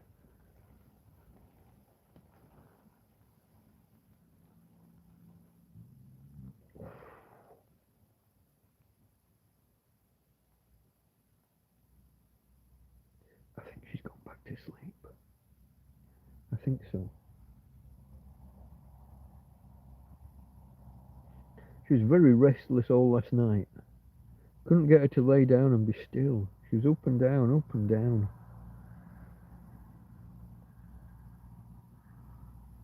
Don't know. When I got her up this morning, when I'm taking her out of the tent, so basically I get my shoes on. I open both of the doors, the inner and the outer door, and then I hook my arm under her stomach and I lift it and I get her out the door as quick as possible, and then I get the belt that I put under her, and off we go for a walk. But the reason now that I get her up and out of the bed as quick as possible, like put my arm under her and basically more or less throw her out of the door, she'll start peeing inside the tent. It's like she can't hold it. So as soon as I've hooked my arm under her belly, I got to just get her out of that door before she would start on the end of the bed if I didn't move her quick enough. And sometimes she's got a lead on, and sometimes it gets like caught in the between different quilts when she's moved around between the different blankets and quilts. So when she's moved around, I just got to get her out that door as quick as.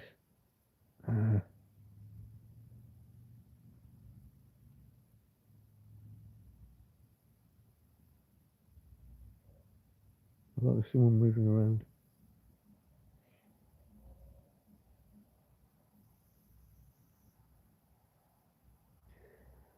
You watching the clock on the stream, kind of like my classes with retarded teen. Hold on, what's that word? With retarded teenagers on a Friday. Okay, yeah, I clock watch. Yeah. Farmer had Friday fish and chips, cod battered, and a crap load of fries. I hope they were chunky, like proper chips, and not thin like your French fries. I heard a story the other day. It was on a legal channel, lawyers talking. Steve Leto, Lehto, Steve Leto. There was a place in America they had a menu, fish and chips. You order it, you pay for fish and chips, you only get the fish. You have to explicitly order the chips, stroke fries, as a side dish, even though you've already paid for what was labelled as fish and chips. The lawyers were going mad over it, saying how illegal that is. That's just like trade's description or whatever, fair trading kind of. Yeah, a lot of public pressure on that one. They got a lot of news coverage and backtracked to the day after it hit the news. Oh no, sorry for the confusion. Let's just tidy that up. Fish and chips without the chips, otherwise known as fish. Paying extra for fucking chips that you've already paid for. Fuck off. There's another one. There was a lad. What's he called? Lost in the Pond. A guy called Lawrence. His channel is Lost in the Pond. He went out with his wife one day and they ordered fish. He ordered fish and chips, and the Americans took it literally. In American, he got a fish with crisps. The flat ones. Americans would call chips. So the guy who took the order didn't know like the English vernacular of fish and chips, so he literally got fish with some crisps on the plate. He didn't complain either. I would have thought. Yeah, what can you do? Have a look at this, see whether we got a temperature update. Oh, it's down below 9 now. Just. Yeah, I'd call that 8.5.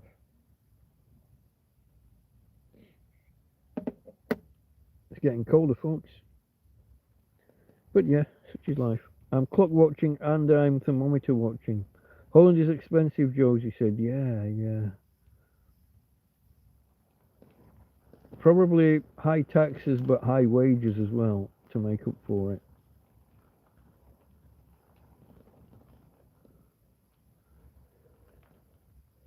Someone could get you a Del Boy yellow van pick. That'd be nice.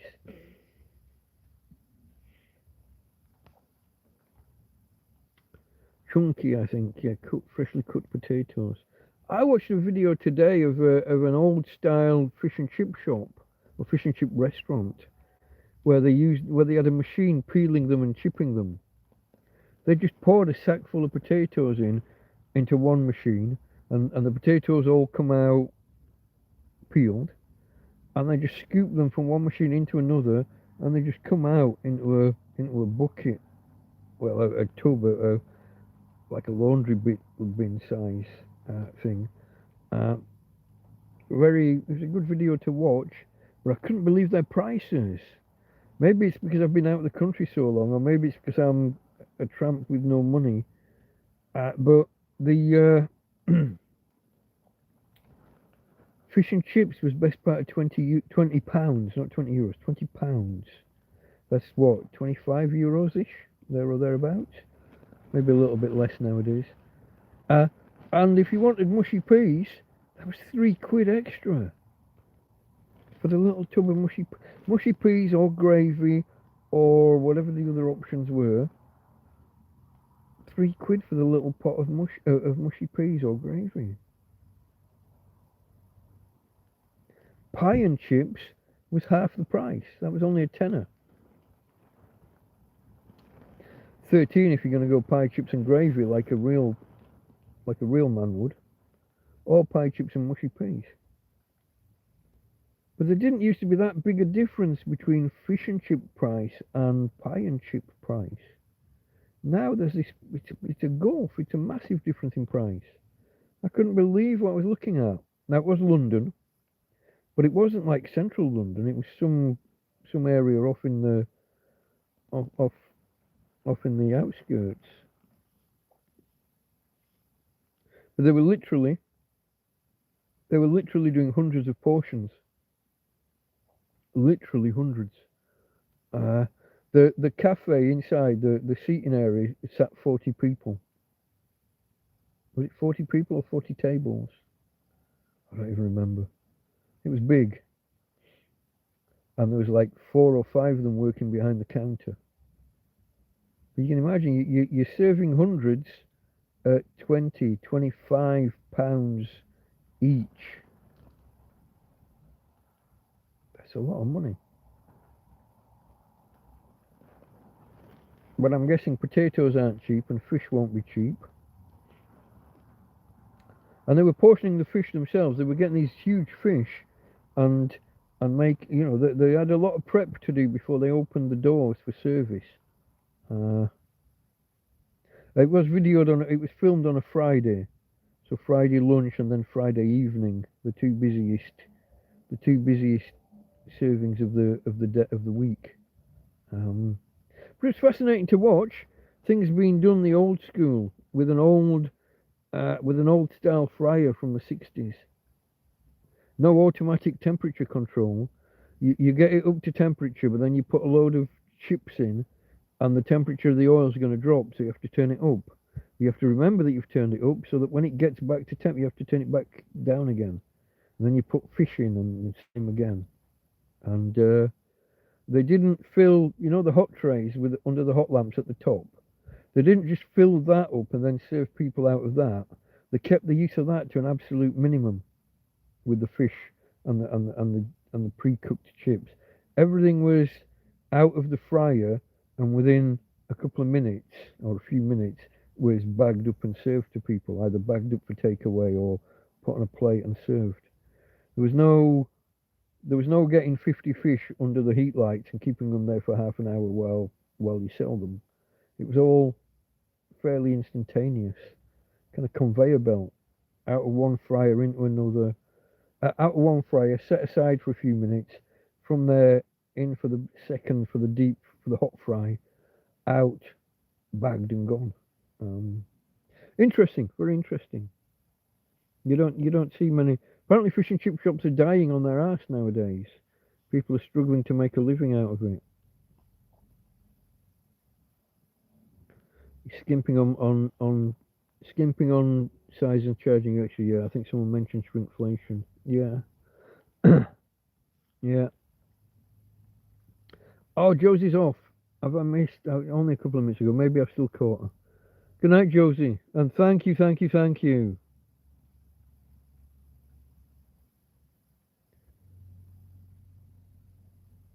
It looks a few degrees warmer by the coast where you are.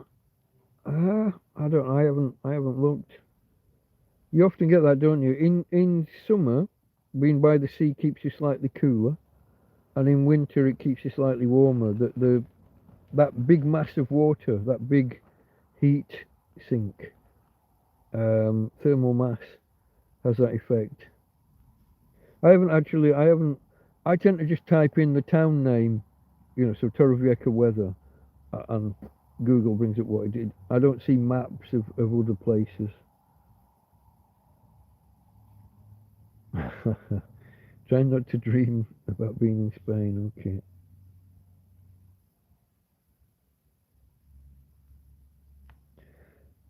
Ryan's off. Time for a snooze. Night, Mike and Tina. Have a great weekend. And you, mate. Have a good one. I'll send you that email in the morning. Bye-bye. Enjoy, says Josie. Absence makes the heart grow fonder. Yeah. Yeah. I think Terry's been here a while, unless he... unless he fell out and came back in, I'm not sure. I'm getting a crick in my neck, folks. Probably will end it somewhere shortly, just after the 4-hour mark.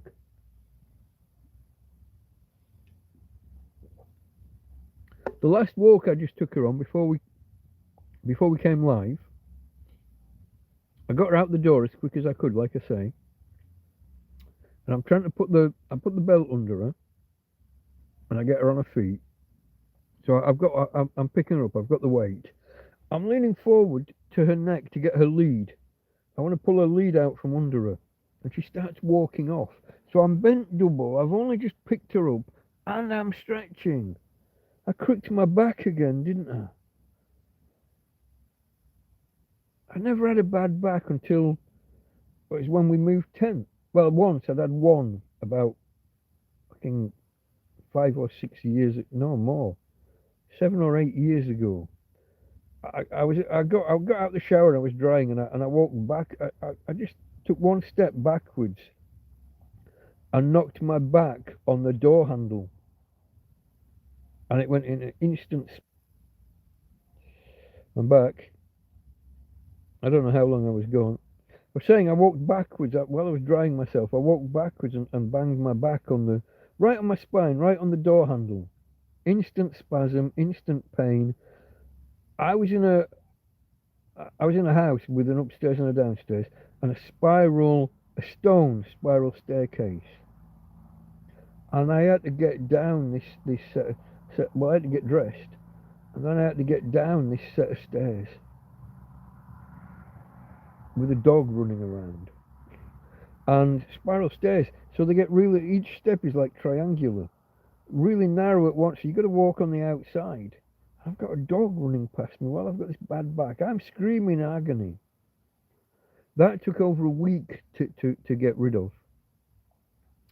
And then the next time I have a bad back, it was just before we moved tent. I was stepping around Tina, and I had to stretch and twist in a funny angle, and similar thing.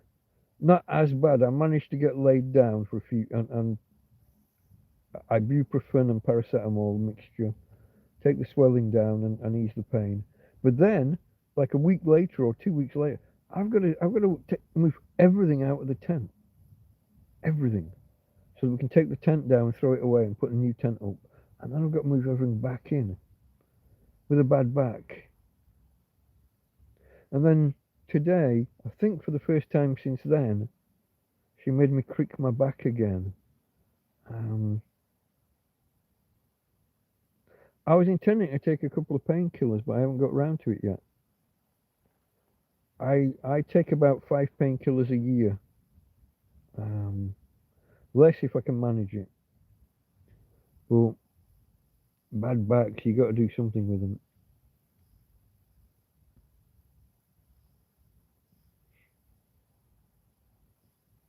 Better to hit your back than your bum crack.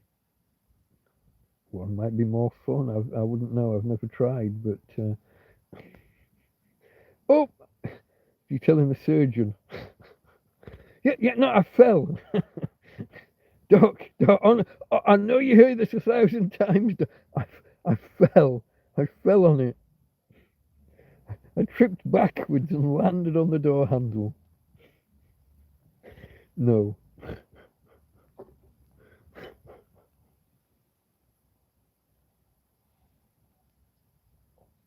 That's the second beer finished. I don't think I'll open the third. That's something. There's someone in this field or close by. Where are we now? 2 o'clock in the morning, and there's someone coughing in the field. And I hear him at 5 and 6 in the morning. It's not just someone passing by. There's someone in the field. Towards the front now, there was if you remember the Russian guy that was coming here for coffee. In fact, he did it in the middle of a live stream one time, and I told him to fuck off. Like 12 o'clock at night, and he came to try and make coffee using my gas. He eventually cleared off, but then he started camping, well, just laying, you know the drainage ditch I've talked about at the top of the road? He was laying in that at the far end with his feet sticking out. So anyone at the bus stop could see that he was there, which I thought was going to bring trouble down on me. If the police get reports of, oh, there's a tramp in the field, are they going to look behind the bus shelter, or are they going to look at the guy in the big blue fuck off tent, 6 meters by 3 meters? I don't know. But yeah,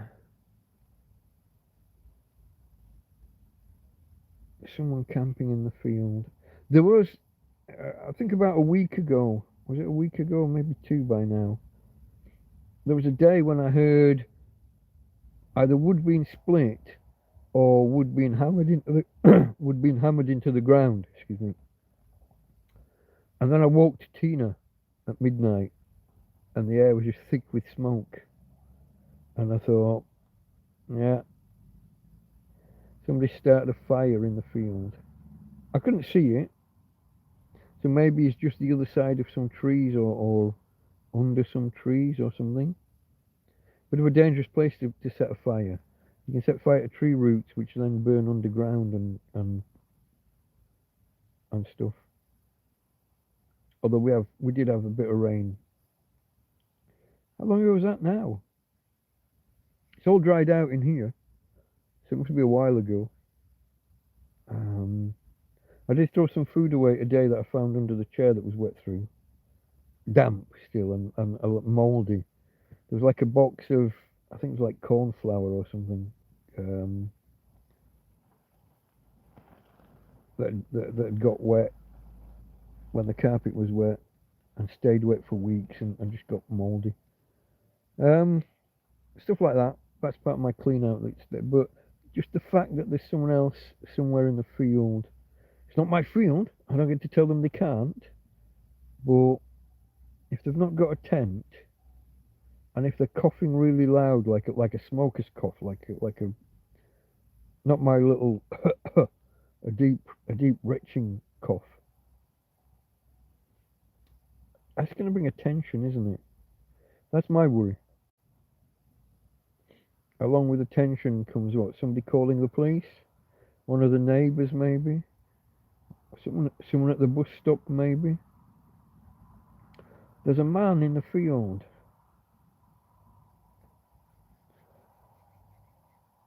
I'm the more obvious target that they arrive at, I would have thought. We'll see. We'll see how that develops. We've had other people come and go. We had... give me a Spanish name. I can't remember the fuck his name. He was here for over a year. The other side of the trees over there.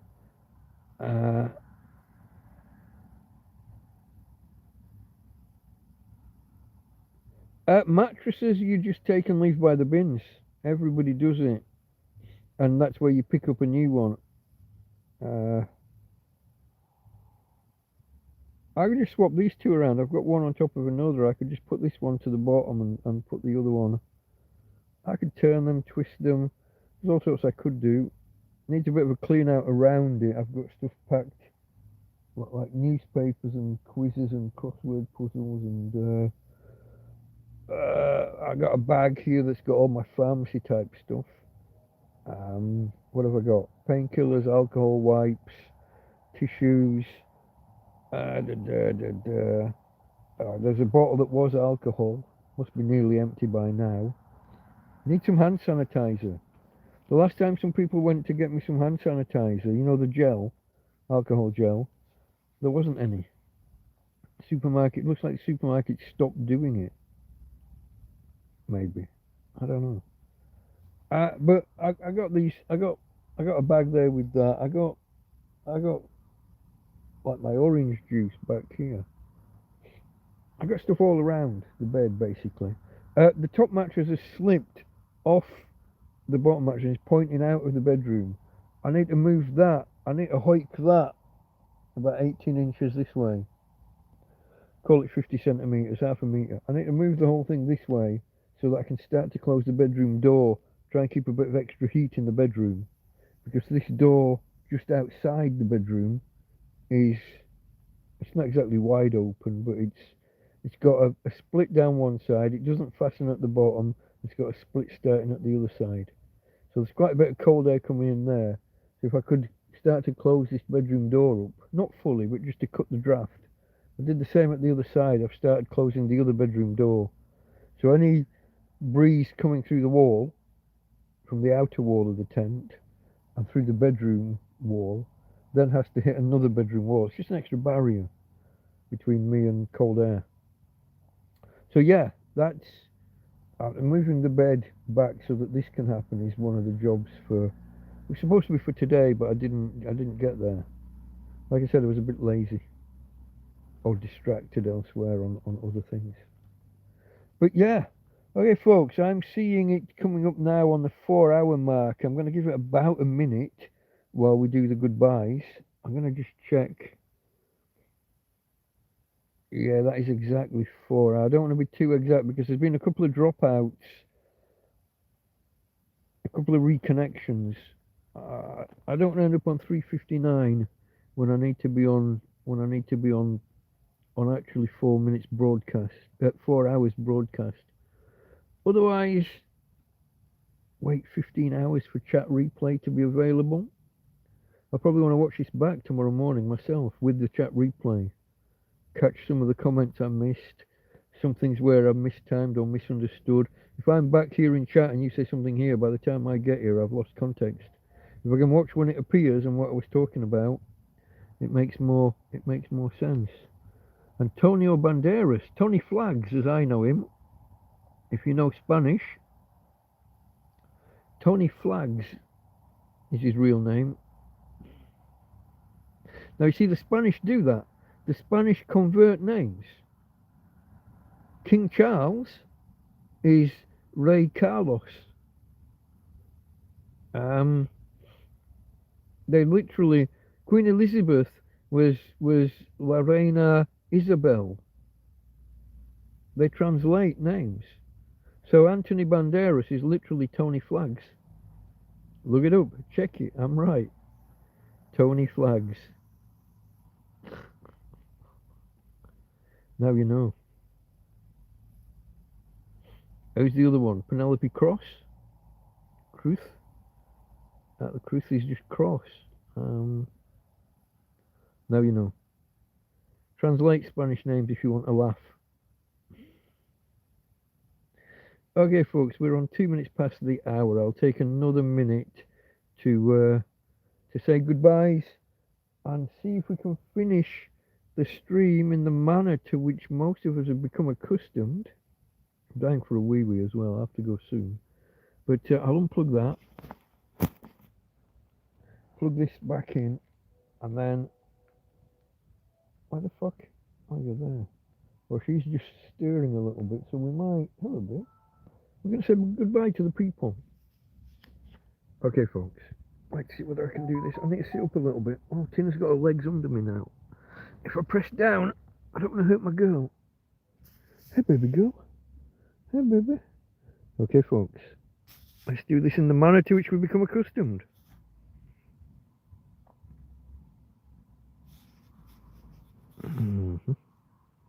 She is there. Trust me.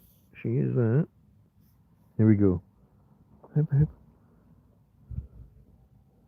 From Tina.